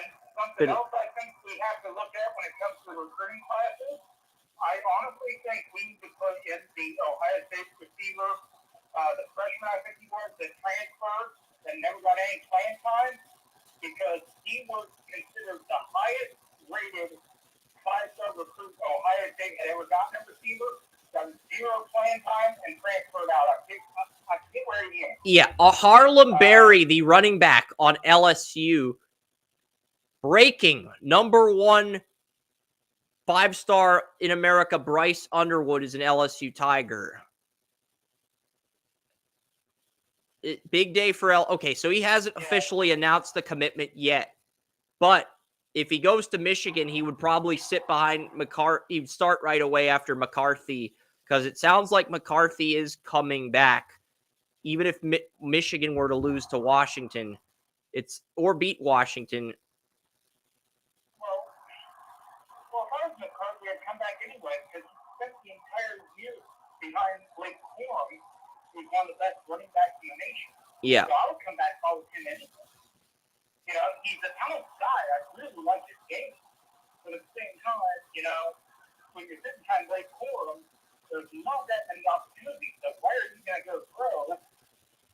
Well, J.J. McCarthy is probably J.J. McCarthy. Interesting. Shane Hallam's torn on the championship. If Michigan can run the clock and stop the run early, I think they control the game. But Michigan hasn't seen an offense like Washington. If the Huskies can get up by 14, I think it's over and the Huskies win. Betting Washington plus 4.5 and the money line. Very interesting prediction by Shane Hallam. Because I do agree with that thought process. He's doing what I do a lot of times on games and picking an upset, because right now I've seen Washington. Washington is not a physical team. Okay, Michigan is where they are because everybody says they have to have a high-powered offense, and Michigan's like, no, we don't need a high-powered offense. We need to kick your ass and punch you down. And that's why they are where they are now. Because they spent the last 3-4 years getting up a team that's not going to out-finesse you like a lot of college cases and college teams do these days. They spent their time getting a team that was going to kick you. That's why they're winning the national championship this year. Because they are going to beat Washington back. They are going to win at the point of attack. And Blake Corum's going to run up through there and he's going to hit the team. And I'm not sure Washington is ready for that. Washington's got Braylon Trice and Zion Tuipulotu. They've got 2 edge rushers that can blitz McCarthy, but can they stop the run? Yeah, can they win at the point of attack? They've got good players. They've got guys that can do a lot of good things, but can they win as far as the physicality is concerned? Interesting. We have another transfer portal signing. Seth McLaughlin, the Alabama center, is transferring to Ohio State. That is breaking news. So Seth McLaughlin, Alabama center, is going to Ohio State. That's another big addition for the Buckeyes. They have been really active in the portal. Yeah, that's because Ohio State lost, I think, 2 receivers to get and 2 good receivers. Yeah. And to get back a strong center after losing a pretty good center last year, that's pretty big news for them. That's a good find for them. Yep. So, you know, kudos to them for being able to do that center away.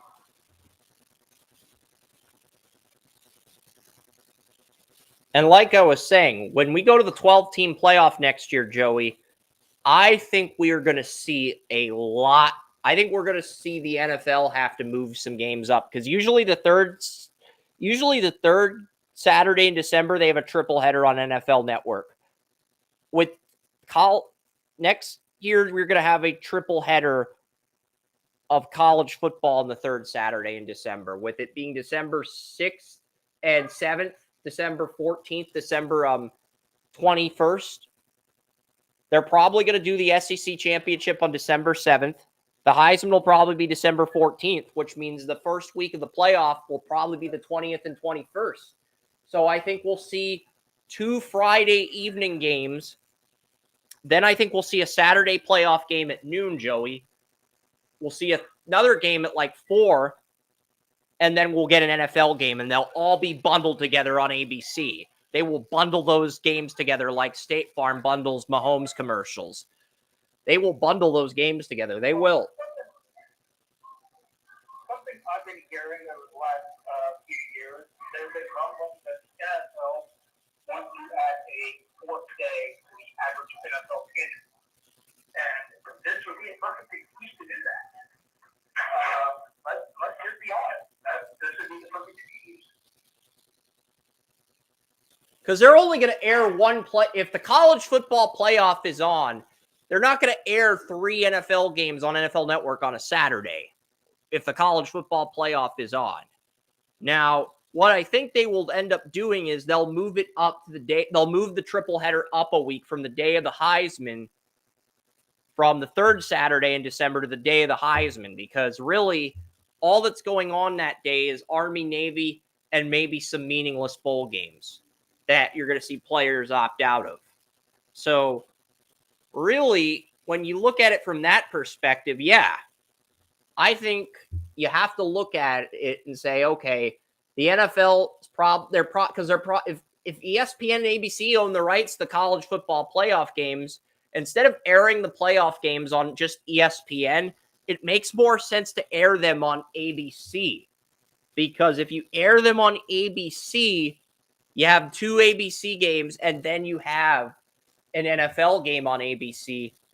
And if you put an NFL game on ABC after putting 2 college football playoff games in the first 12-team playoff on ABC, you're looking at 60, maybe 70 million viewers for that game, Joey. Especially if the first college football playoff with 12 teams turns out to be a huge success. So that's why I say. And it spoke to them as fatigue, football fatigue. You know, the thing was there's everything put too much of it on. And, you know, 1 or 2 games, that's always been the perfect amount because of how long the game goes. Yeah, but 2 college games plus a 3rd NFL game. That's probably what they'll do. And I got football fatigue from this year's playoff, because the Michigan-Alabama game was 4 hours, and then the Texas-Washington game, I think it went till 12:37, but it lasted until 1 a.m. when you take the post-game coverage into account. So it was 1 a.m. before they went to SportsCenter. So, you know, that gave me fatigue. And I did a game thread for Alabama-Michigan. I was exhausted by the time I was done with the game thread, Joey. I was mentally fatigued after that point, because I was doing a game thread for 4 hours, and I was like, I need a break from this. So, you know, and I do think with the 12-team playoff, that's what we're going to get.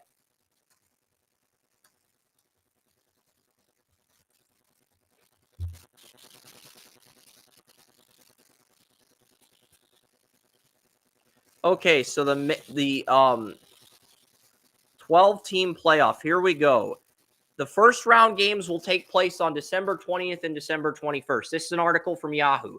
1 game will be played on Friday. The other 3 will be on Saturday. So they're going to do a triple header of college football on this 21st. So the NFL's not even going to be able to air a game on I think you put a Black Friday game on. If you're the That's what you got to do. You know how Amazon did the Black Friday game where they aired it before 6 p.m.? I think you air an NFL game on Friday, Joey, right before the Friday night college football game. Because if they're going to do a triple header on the 21st, then it would make sense to air an NFL game on Friday afternoon. You know, I know people are working on a Friday afternoon, but like, you're not going to be able to air an NFL game on December 21st if they're airing 3 games of college football on that Saturday, Joey. You're just not. So, and then New Year's Eve and New Year's Day will be the quarterfinals. The semifinals will be the Orange and Cotton Bowl on January 9th and January 10th. And then January 20th will be the championship in Atlanta. So, and there will only be one game on New Year's Eve, December 31st. It'll be the Fiesta Bowl. And then the Peach Bowl, Rose Bowl, and Sugar Bowl will all be on New Year's Day for the quarterfinals. And then the 2 semifinals will be the 9th and 10th. So that's the official schedule, Joey. So that is the official schedule for next year's college football playoff. So they're going to have a triple header on the 21st. So they're going to have a triple header on the 20th. They're going to have a triple header on the 21st and a 1 game on Friday night.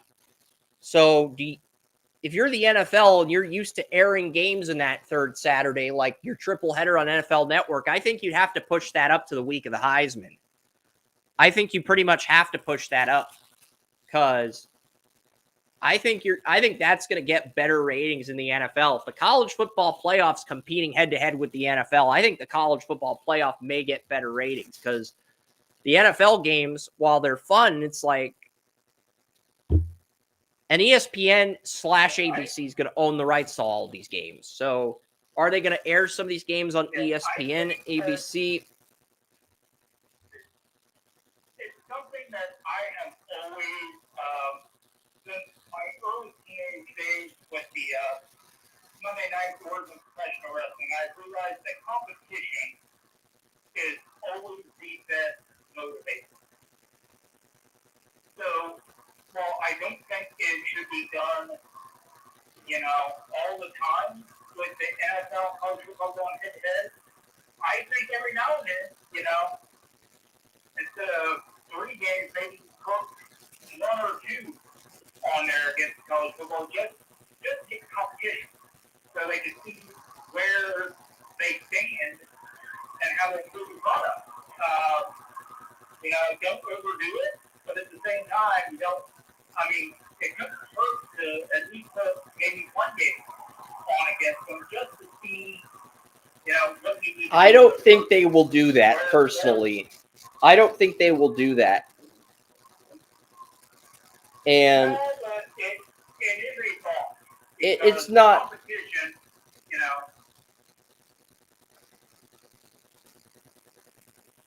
I think they will probably put the NFL Network triple header on the week of the Heisman. That the Heisman will be December 14th next year. I think they will put the NFL Network triple header on the 14th, and then they will put 1 game, and I'm guessing it'll either be an Amazon Prime game or an ABC game. They'll put because last year Amazon Prime was the first company to say, you know what, we're going to put a game on Black Friday, but it has to air before 6 p.m. It has to air and end before 6 p.m. I think ABC's willing to do that, put a 3:30 game on right before the playoff. Because if they... that is something there. Yeah. Because then you go NFL and then you get, they can only say the stars of today and then following that is the stars of tomorrow or some, marketing. They could turn it into some type of marketing thing that, makes people want to tune in.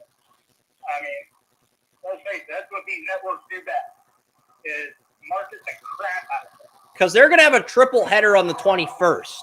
So it would make sense to have an NFL game on the 20th in like a Friday afternoon.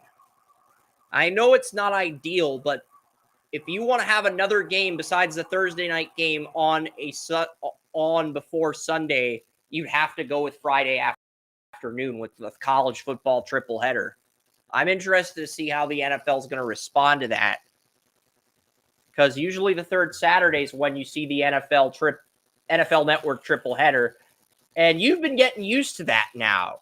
So for them to go away from that, it doesn't annoy you, but it slightly irritates you. But it's like it's a business. You understand the thought process. So that's going to be interesting to see how that plays out. It will be, yeah. And because, it's just like we were talking, the NFL playoff schedule would be like, how to be a fly on the wall when the networks are all meeting and everything for the games and such. It'd be the same thing here. How to be a fly on the wall when they're talking about the business side of, college and NFL, what the networks do to be a fly on the wall, because it'd be interesting. Yeah. Because if they just put the games on ESPN, they could still theoretically air an NFL game on ABC at the same time the playoff is going on ESPN, but I don't think they'll do that. And I think with the 12-team playoff, there will be more incentive to air the games on ABC as well as ESPN. Well, that's an interesting thought, because both companies are owned by Disney. Yeah. ABC and ESPN. So, I don't think there'd be as much conflict in what they're doing there to try to create competition, because it's basically an extension of the things on network. So there's not really any competition. So I don't think there'd be as much of a competition or backlash or anything else, however you want to put it. Yeah. In ABC, ESPN, they probably got some kind of coordinated effort going on there. Yep. Like, I could even see Disney Plus airing a game at some point, simply because they can.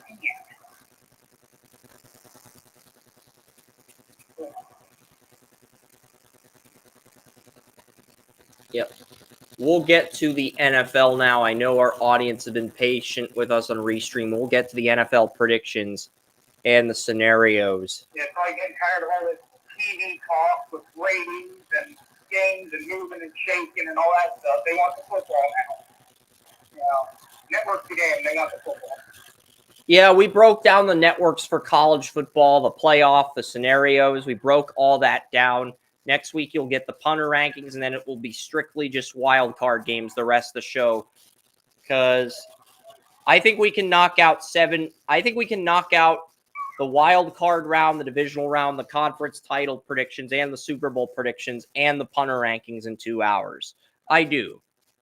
I know we haven't done that in recent years, but I think we can knock that out if we just stick to those topics and we don't add anything else, no matter what shows up in the news world. If we just stick to those two topics, I think we can knock that out in 2 hours, Joey.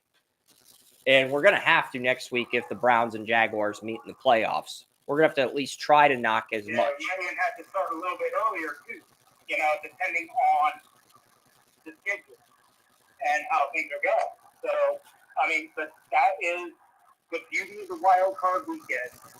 It's like we got to work on the So, would you want to start at 9 a.m. if it is a 4 p.m. game? Just hypothetically speaking. I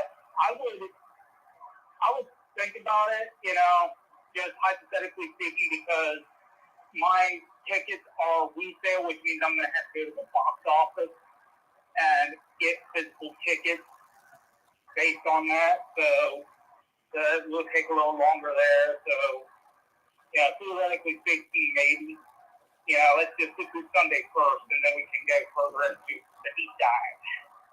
Yeah. Well, the Ravens are playing the Steelers. It's a 4:25 game today. Yeah, the Cardinals ruined. The Cardinals kept Lisa from having a 16-0 bracket. She did finish the week 15-1. Has a 7-game lead over Doug Burrell and Emmy Bannell. I have moved into the top 10 This is my third top 10 appearance in 4 years. So I'm 163 and 93. This has probably been my worst year ever when it comes to any type of kicking. Kerm is third on Draft Utopia. Yeah. I think you and Lisa and Jason were all in the top 5 in week 7. Since then, so you're 148 and 108 on the year up. Brian is fifth behind Jason. Kerm's third. Wes and Tanya are tied for 6th. Tracy and Jesse. Jesse was in last most of the year. He's jumped Oren and you. He could jump Jesse.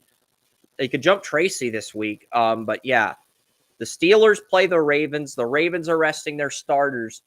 And guess who's officiating this game? Brad Allen.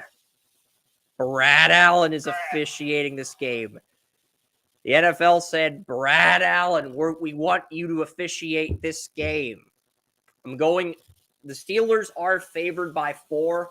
I'm going to take the Ravens 18-17 in a defensive game. Justin Tucker makes 6 field goals in one game, and the Ravens barely advance.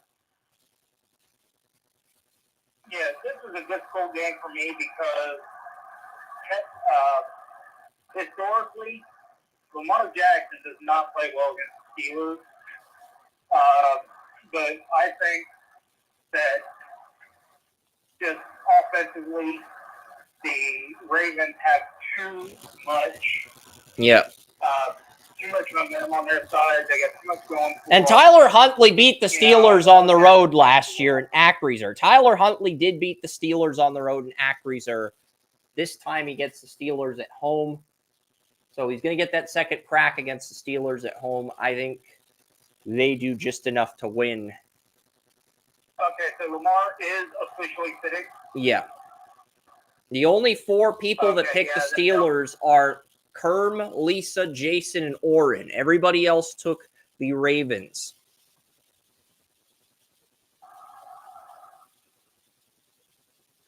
Okay, the next game is featuring the Texans and Colts. I am taking the Colt. I will take the Texans here. Stroud's coming back. I know that you have Dalton Schultz, Tegan Quintoriano, Brevin Jordan, a lot of depth at tight end, a lot of depth at running back with Pierce and Singletary. Greenard's out, but you have Jerry Hughes starting next to Will Anderson Jr. You have Christian Harris, Henry To'oTo'o, Denzel Perriman are the starting linebackers. You also have Blake Cashman whenever he comes back from his suspension. And you have Derek Stingley, Nelson, Tavier Thomas, and then Jimmy Ward and Jalen Patir for the Texans. And then the Colts Colts are going to have their offensive line back. I'm going Texans 24, Colts 20. Oren was originally going to take the Colts. He told me over the phone that if the Colts win, it will be due to Bill Vinovich, but he did flip to Houston on Friday morning. So that is officially official. The only person picking the Colts is Kerm. I've been doing a lot of research on this game, and I think that one thing that I have noticed is when it comes to the pick from producers, writers, people on major networks, it's always 50-50 on who's going to win. So overall, if everything's being believed, what everybody said, this could go either way. The only difference is the Jags have to lose or Houston makes the playoffs. The Colts can make it as a wild card, no matter what. No, the Texans are in.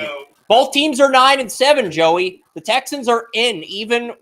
Yeah, didn't you say there was a wild card that Houston had to win to get in? Because they had to win the division because of tiebreakers? If the Texans and Jaguars both go 10-7, the Colts, Texans and Jaguars are both in. But this is essentially a death match for the Texans and Colts. Whoever loses this game is most likely out of it. Whoever wins will probably live to play another week. So the Texans, I think, get in. Okay. Yeah, because I have the Texans winning this game. I think it's going to be a close game. And if the Texans get in at that point, I think they would end up playing the Dolphins in this scenario, which I think would be an entertaining game as well.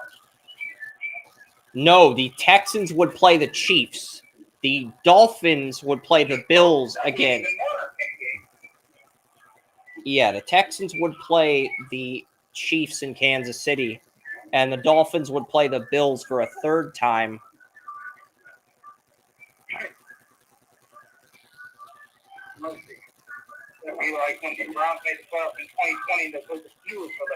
Well, that's happened in the AFC North a lot. The Ravens played the Steelers a third time and won. So, that's really the big thing I'm looking at. Yeah, it's like... Yeah, it is. It is. It's hard to get up at a game. Even with the Browns and Steelers, I had to hype myself up for it. Just like, God, we've seen this again. It's like... It is. Play each other 3 times. It's just... Yeah. It's all...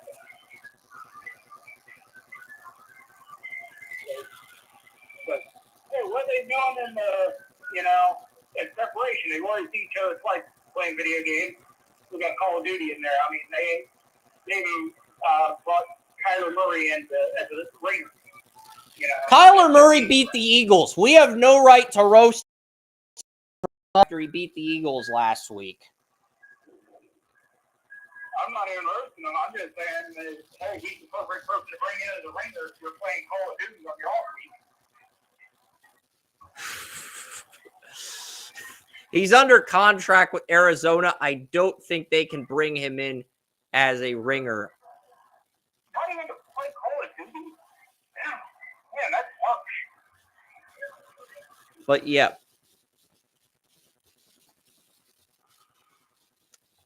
The third game on the schedule here features the Buccaneers and Panthers. I am taking... Brian Bayless and I are both taking the Panthers to win. Only reason I'm taking the Panthers a second week in a row is because of the Baker Mayfield is dealing with a rib injury. He may be out for this game. I'm putting the Panthers at 1 in my confidence pool for Jason Bannell's pick'em pool. I'm putting them at 1 point. I have the least confidence in them among any team in the pick'em pool. So, Yeah, Baker Mayfield played almost the entire season with his left arm falling off his body. I don't think a minor rib injury is going to keep him playing this game. That's just my thought. Well, I've got the Panthers winning by a point, even if he sits this one out, which shows you I'm not very confident in them. It is the Browns and Bengals. It is a horrible matchup. The Browns have already secured the 5 seed, and they're resting their starters.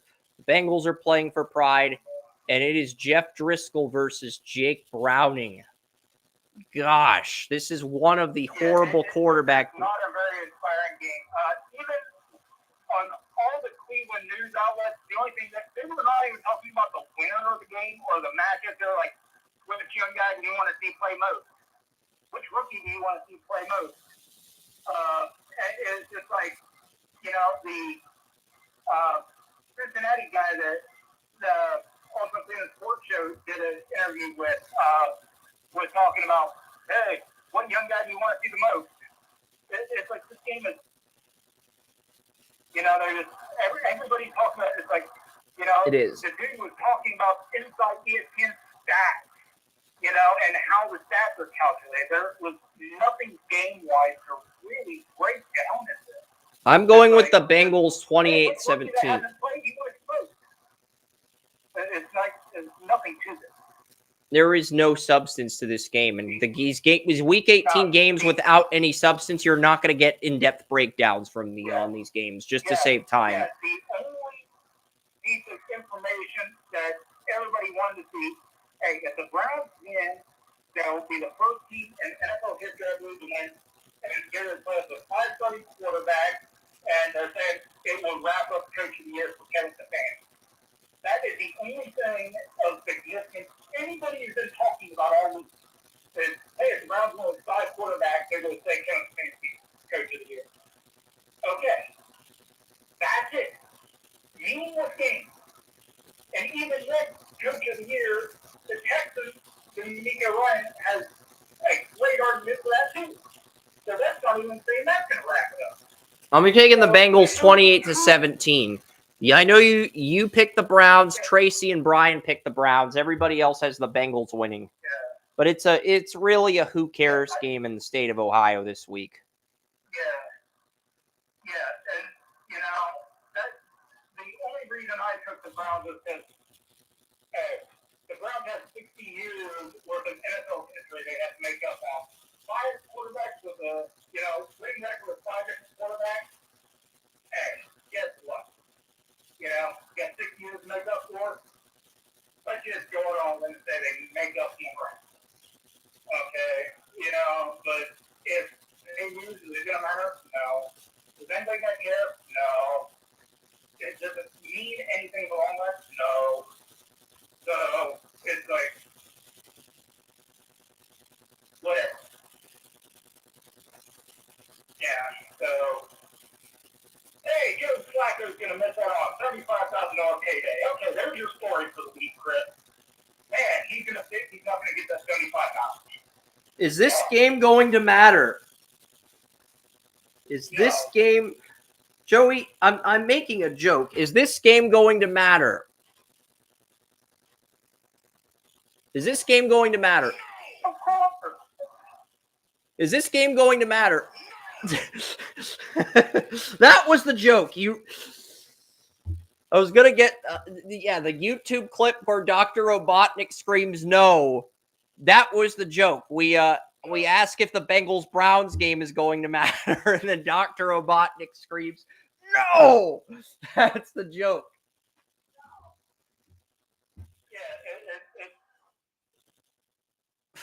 Yeah, Dr. Robotnik is right. It doesn't matter.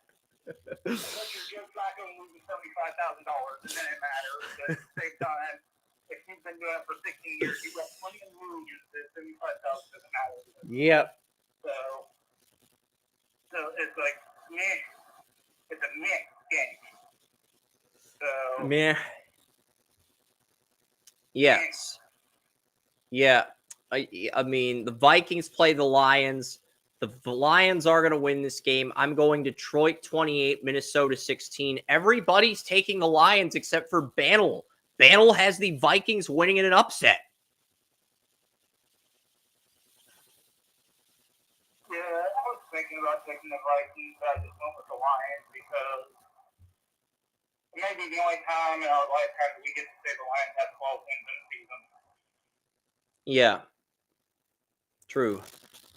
So I've got the Lions at plus 15 in the confidence pool. Jordan Travis is going to the Shrine Bowl. Steel Chambers Shrine Bowl. Cam Ward, the Washington State quarterback, also going to the Shrine Bowl. Lad McConkey's going to Mobile. Bo Nix is going to Mobile. Michael Penix Jr. probably going to Mobile. The Jets play the Patriots. And this is going to be an interesting game. I'm going to take the Patriots 17-14. Belichick wins and ruins the Patriots draft position. I'm hoping the Jets win this so that the Patriots get a top 2 pick in the draft. Because here's the scenario. If the Commanders and Patriots both lose, both teams will have a 5-16 strength of schedule and a 4-12 record, which means the number 2 pick in the draft would be decided via coin flip. A coin flip would decide whether the Patriots or Commanders gets the second pick in this year's NFL draft. Yeah, that's right, Joey. A coin flip would decide who gets the second pick in the draft. You may not like that, but that is what we're looking at here. A coin flip would decide. The question I have is who would actually make the call. Bill Belichick or Magic Johnson? Here's what would happen. The owners would make the call, not the coaches. Belichick's a coach. He's not an owner. So it'd be Josh Harris, the majority owner. It'd be Josh Harris, the Commanders' majority owner, Magic Johnson, and then Robert and Jonathan Kraft. It'd be a standoff between the Kraft's father and son and Josh Harris and Magic Johnson. But the Commanders would get to call heads or tails. So I think in this scenario, Josh Harris would let Magic Johnson call it. So yeah, because let's face it, this is the biggest coin flip. With the coin flip, and Magic smile, man. It's like he wouldn't even know Robert Kraft was. He'd get up there and he'd just smile and Kraft would be like, "Oh, shit, man, I'm sorry." He's like, No, that's not how it would go down. Rob Kraft would never surrender a draft pick to Magic Johnson, but this is arguably the biggest coin flip in NFL history since 1970. The reason I say that is because in 1970, the Bears and Steelers flipped a coin for the rights to Terry Bradshaw. Steelers called heads. It landed on heads. Steelers got Terry Bradshaw. And if the Bears take Marvin Harrison Jr. at 1 and keep Justin Fields, we're talking about a potential coin flip deciding whether the Commanders or Patriots gets Caleb Williams. Yeah, and here's an interesting note. I'm just going to throw it out there because it just came to mind. If we're talking about a little bit of history here. When the Cowboys won the championship, I believe in '92, you know who was actually calling the plays for that team? I believe it was an offensive coordinator. The backup quarterback. I believe it was the backup quarter. That's what I was going to say. Former U quarterback that Jimmy Johnson coached, Bernie Kosar. That was exactly what I was going to say. I was going to guess that before you blurted out the answer. Thanks, Joey. You're welcome. It's also been said that Bernie is the one that created the fake needle. But they never used it until he was backing up Dan Marino. Just a couple tidbits. Yeah. I'm taking the Patriots. You're taking the Jets. I really don't think we have to break down our thought process on this game because it doesn't really matter who's going to win this game. Both teams are going to have losing records at the end of the day. Yeah. That's just one of those. Yeah. Yeah, it's like that's pretty much Joey. Joseph Potter sounds like Joey Wheeler on Yu-Gi-Oh! The Abridged series with the meh. But there's so many meh games in Week 18. You can't really blame Joey. So, yeah. I mean, the Falcons play the Saints. This was the only lock of the week. I'm going Saints 20, Atlanta 13. Everybody took the Saints. Nobody took the Falcons. If somebody had taken Atlanta, this would have been the first week in Draft Utopia history where we had 0 locks. And it is possible that Wes ends up flipping on some of these games. Everybody else has locked in their picks for this week. The Jaguars head to Tennessee. They're going to take on the Titans. This was not a lock, but Christian Kirk is being activated off IR. Lawrence is playing.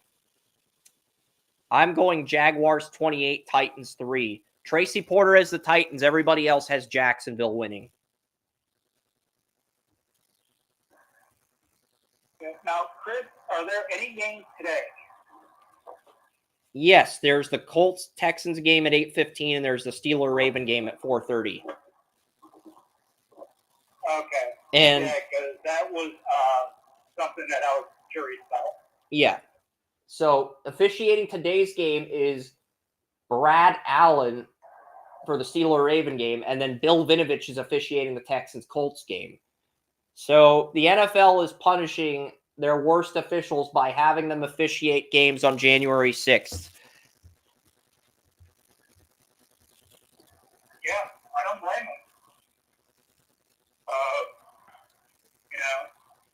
Vinovich's team is bad. Allen's team is atrocious. them out of the way when you can.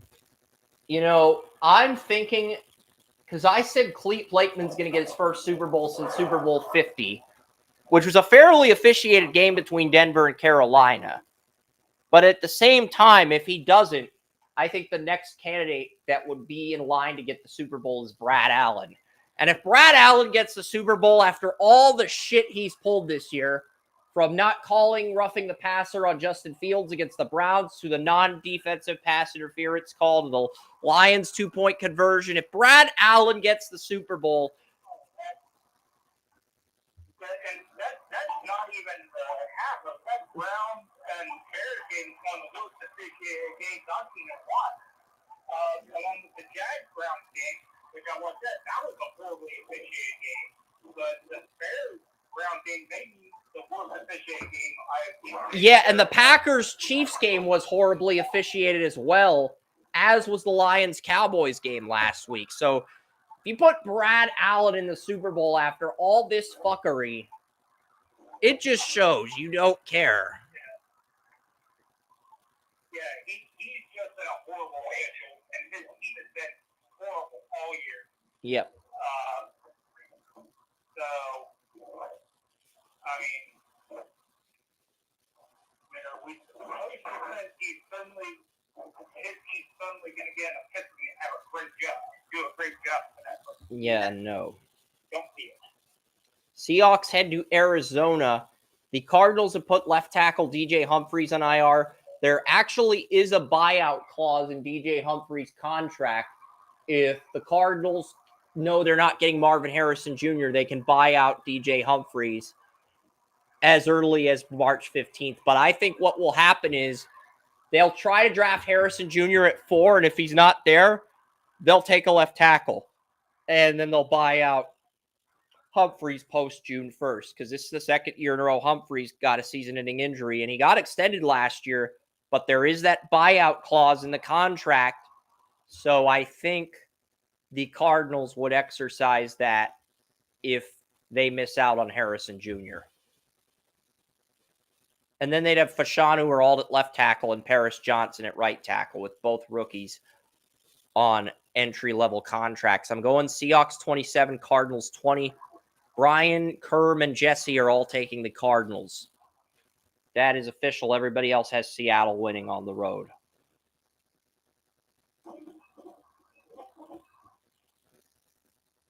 Yeah, and it's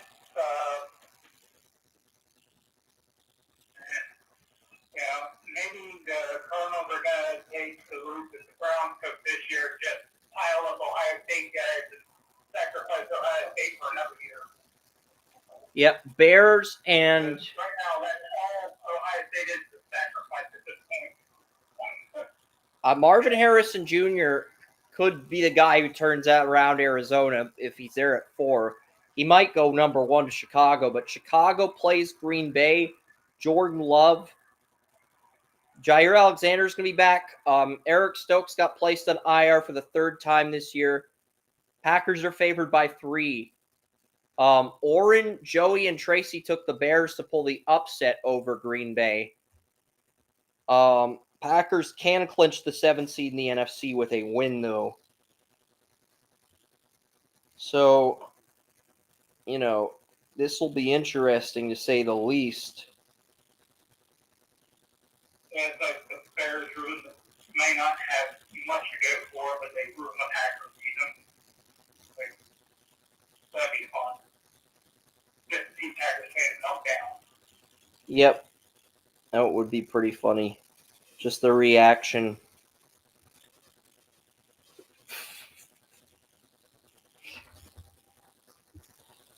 No, it'd be fun. Yeah, I think they respect.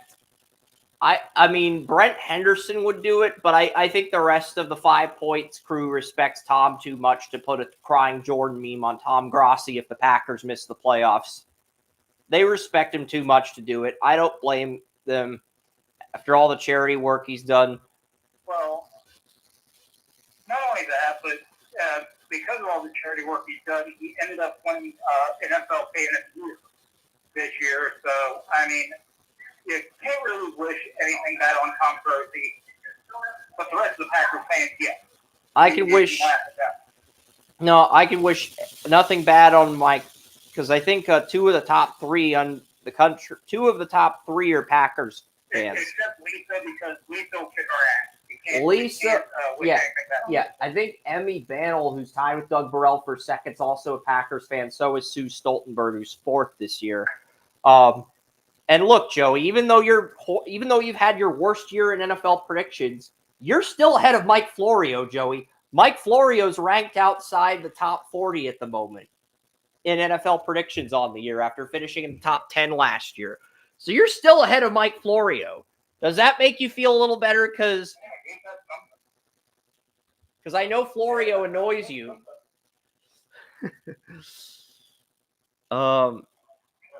Chiefs play the Chargers. The Chargers are favored by 3.5. I have more confidence in Blaine Gabbert than Easton Stick. I just do. I have more confidence in Blaine Gabbert.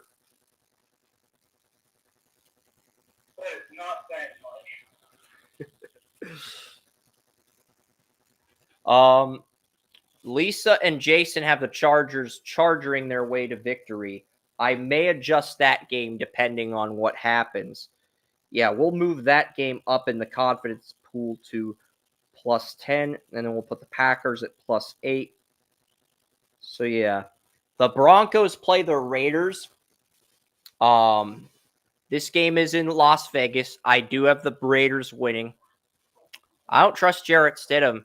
I think Antonio Pierce has just done an incredible job. I'm going 19-17. Raiders win. Broncos cover the spread. Everybody's taking the Raiders except for Jason Bantle.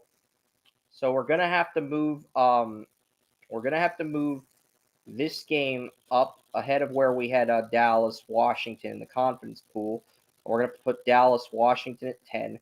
We're gonna have to put Chiefs over Chargers at 9, and then we're gonna have to move the Bengals back to like 7 in the confidence pool. So yeah. Next game, it's the Eagles and the Giants. It's in New York. Everybody's taking the Eagles except for Tracy Porter, who's taking the Giants. So that is officially official.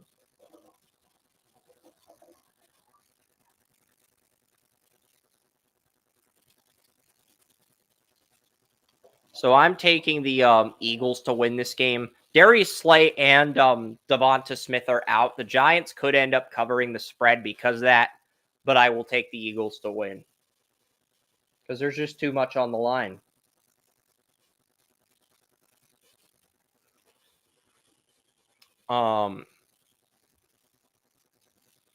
Okay, so the Rams and 49ers, I am taking the Rams. It is Carson Wentz versus Sam Darnold. Yay! Carson Wentz and Sam Darnold. Yay! I know that was completely unnecessary. But, you know, it is Carson Wentz versus Sam Darnold in San Francisco. I think only 3 people have taken the Rams. Kerm, Jesse Lucas, and Tracy. That's it. Everybody else is picking the Rams to win. And the 49ers are favorites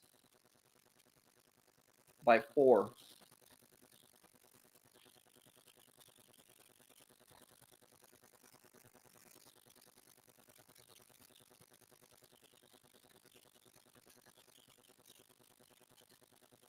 Not a meaningless game. I mean, it's like we take this year with all the scenarios that are popping up. Yep. You know, it's like half the scenarios don't even have a chance of snowball chance until it happens. So, you know, it's almost like a moonless headache. Cowboys and Commanders. I think the Cowboys win this game, but I think the Commanders cover the spread. It's -13 in favor of Dallas. That is the point spread. Look, if you're the sports books, you want Dallas to barely win. Because if Dallas barely wins against Washington, a lot of people look, if the NFL wants the Cowboys to win the Super Bowl, you want Washington to cover this game so that people bet against Dallas in the wild card round. You want Washington to lose, but to barely cover the spread, or to cover the spread convincingly in a one-score game, with Dallas favored by 13. So I'm going Cowboys 31, Commanders 28. I do think the Commanders cover the spread. Also, this is the only game with over 80% of the betting action on one team, and that one team being Dallas. So I do have Dallas winning 31-28, but I think the Commanders cover the 13-point spread.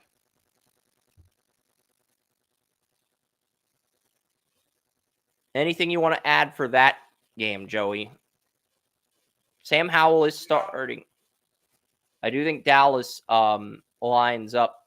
I've got the Bills winning 28-24. This is a 6-5 split decision game. And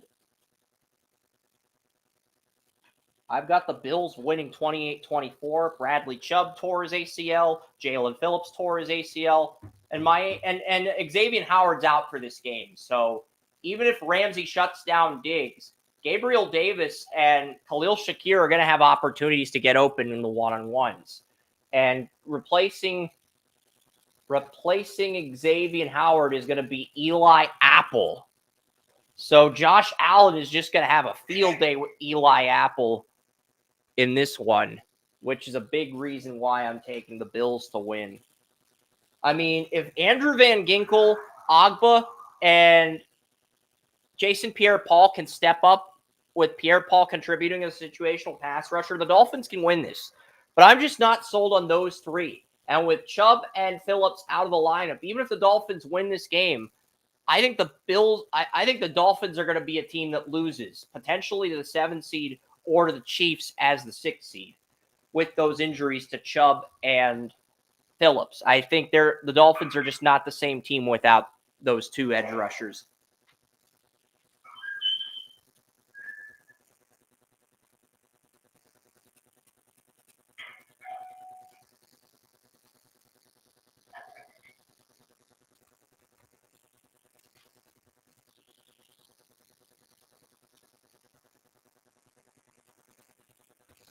So, Joey, who do you like? You took the Dolphins to beat the Bills despite the injuries to Miami on defense.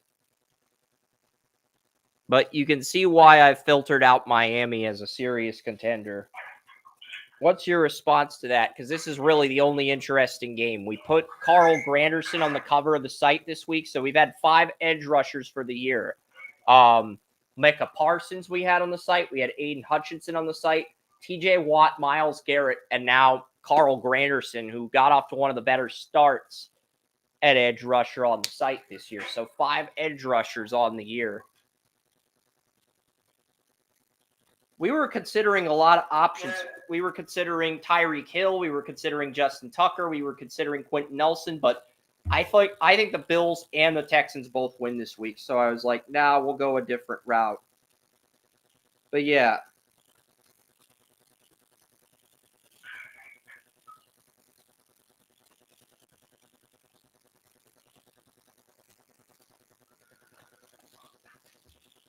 What do you want to say about this one? Not much. I was just going to agree with you on your cover. But as far as the Bills-Dolphins game, it's a big game. You don't want to say much about the biggest game of the week? Well, the injuries that occurred for the Dolphins, it kind of takes some of the luster out of it, because at this point, I mean, let's face it. So do you want me to change your pick to the Bills? In the wake of these injuries, do you want me to change your pick to the Bills? Or do you still want to pick the Dolphins? No. I'll still take the Dolphins in an upset. I think it would be a massive upset because, the Dolphins weren't the best defensive team to begin with. Now you take out the 2 best defensive players, and it's not going to be great. Thankfully, they still got that offense, which the offense is still amazing. So, so it really doesn't change my opinion as would if they just the playoff game. Yeah. Because that's when all the afterburners come on. So,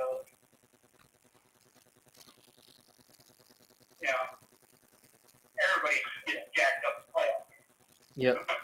But as big as this game is, until they get to the playoffs, I don't think it's going to matter quite as much as it could. Yeah. Now, that being said, it's not like those guys are going to be, they don't have time, like, say, Oklahoma for the Browns, who's coming back to practice on a limited basis. He had 4 weeks. These guys don't have 4 weeks. You know, it's 4 weeks, that means they'd be coming in for the Super Bowl. So it's not like and your two best edge rushers both tore their Achilles. They're both out for this year. They might be out for most of next year too now, because Phillips tore his ACL on Black Friday and Chubb tore his ACL last week. So you may be playing without your two best edges next year. Yeah. Well, I heard Chubb may be out until December of next year. Yeah. So, I mean, Phillips, you're not going to have Phillips until Black Friday of next year. You're not going to have Chubb until December of next year. So that's really going to deplete your pass rush. Yeah, so I think the Bills will probably win, but I'm taking the Dolphins in the upset this week. I'm only taking one upset. Yeah. And that's the upset I'm taking. Yeah, and that's fair. I mean, I think it's the Packers are favored over the Bears, so that's your second upset. But I think outside of those two, you picked mainly the favorites. Yeah. And we both picked the Ravens to upset the Steelers, but the bookies, sports books think the Steelers should be favored since the Ravens are resting their starters. Sports books also think the Niners should be favored over the Rams. So either too much homerism towards the Niners or not enough respect towards the Ravens. Either way you want to look at it. We'll quickly go through the top 18 in my scenario here. We have the Ravens at 14-3 is the 1 seed. The Bills at 11-6 are my 2 seed. The Chiefs at 11-6 are my 3 seed. The Jaguars at 10-7 would host the 11-6 Browns. The Dolphins would head to Kansas City, and the Texans would head to Buffalo. I think that would be the Nickelodeon slime game. Obviously, if you get a Texans-Bills playoff game and that's simulcast on both CBS and Nickelodeon, logistically, it makes too much sense for that not to be the Nickelodeon slime game. Stroud versus Allen. But either way, Stroud versus the AFC East winner, that would make the most sense. In the NFC, I've got the 49ers at 1, the Cowboys at 2, the Lions at 3. Saints are playing the Eagles in a 5-4 matchup. The Rams would head to Detroit, and the Packers would head to Dallas. In Joey's scenario here, the Dolphins would be the 2 seed. The Chiefs would be the 3 seed. And the Bills would be the 7 seed. So the Texans would head to Kansas City, and then the Bills and Dolphins. The Dolphins would have to beat the Bills a 3rd time and a 2nd time at home in 2 weeks. And then in the NFC, we have both have Dallas and San Francisco at 1. We both have Detroit at 3. Joey has Tampa Bay playing Philadelphia. He also has the Rams heading to Detroit, and he has Seattle heading to Dallas. Unless I do want to check something here. Who would get in this scenario? Yeah, it would be Seattle over New Orleans, I believe, but I'm double checking. Yeah, it would be Seattle over New Orleans. So, yeah, Joey would have Seattle heading to Dallas. But those are the playoff scenarios we're predicting. Next week, we'll have the top 5 punters, and then you'll get our full batch of games. We'll recap the national title, and then you'll get our full batch of playoff games after we recap the national title. So, really, and after we'll pick the wild card winners, we'll break down every game from the wild card winners to our Super Bowl 58 predictions. So you'll be getting all of that next week on our yearly playoff extravaganza. And that could be starting earlier than 8 we could be starting that at 9 a.m. It just depends on the time, but really only 3 topics. I think the punters will take less time than the kickers did. And recapping the national title, that's going to be fun. I mean, Washington, Michigan, we'll see what happens there.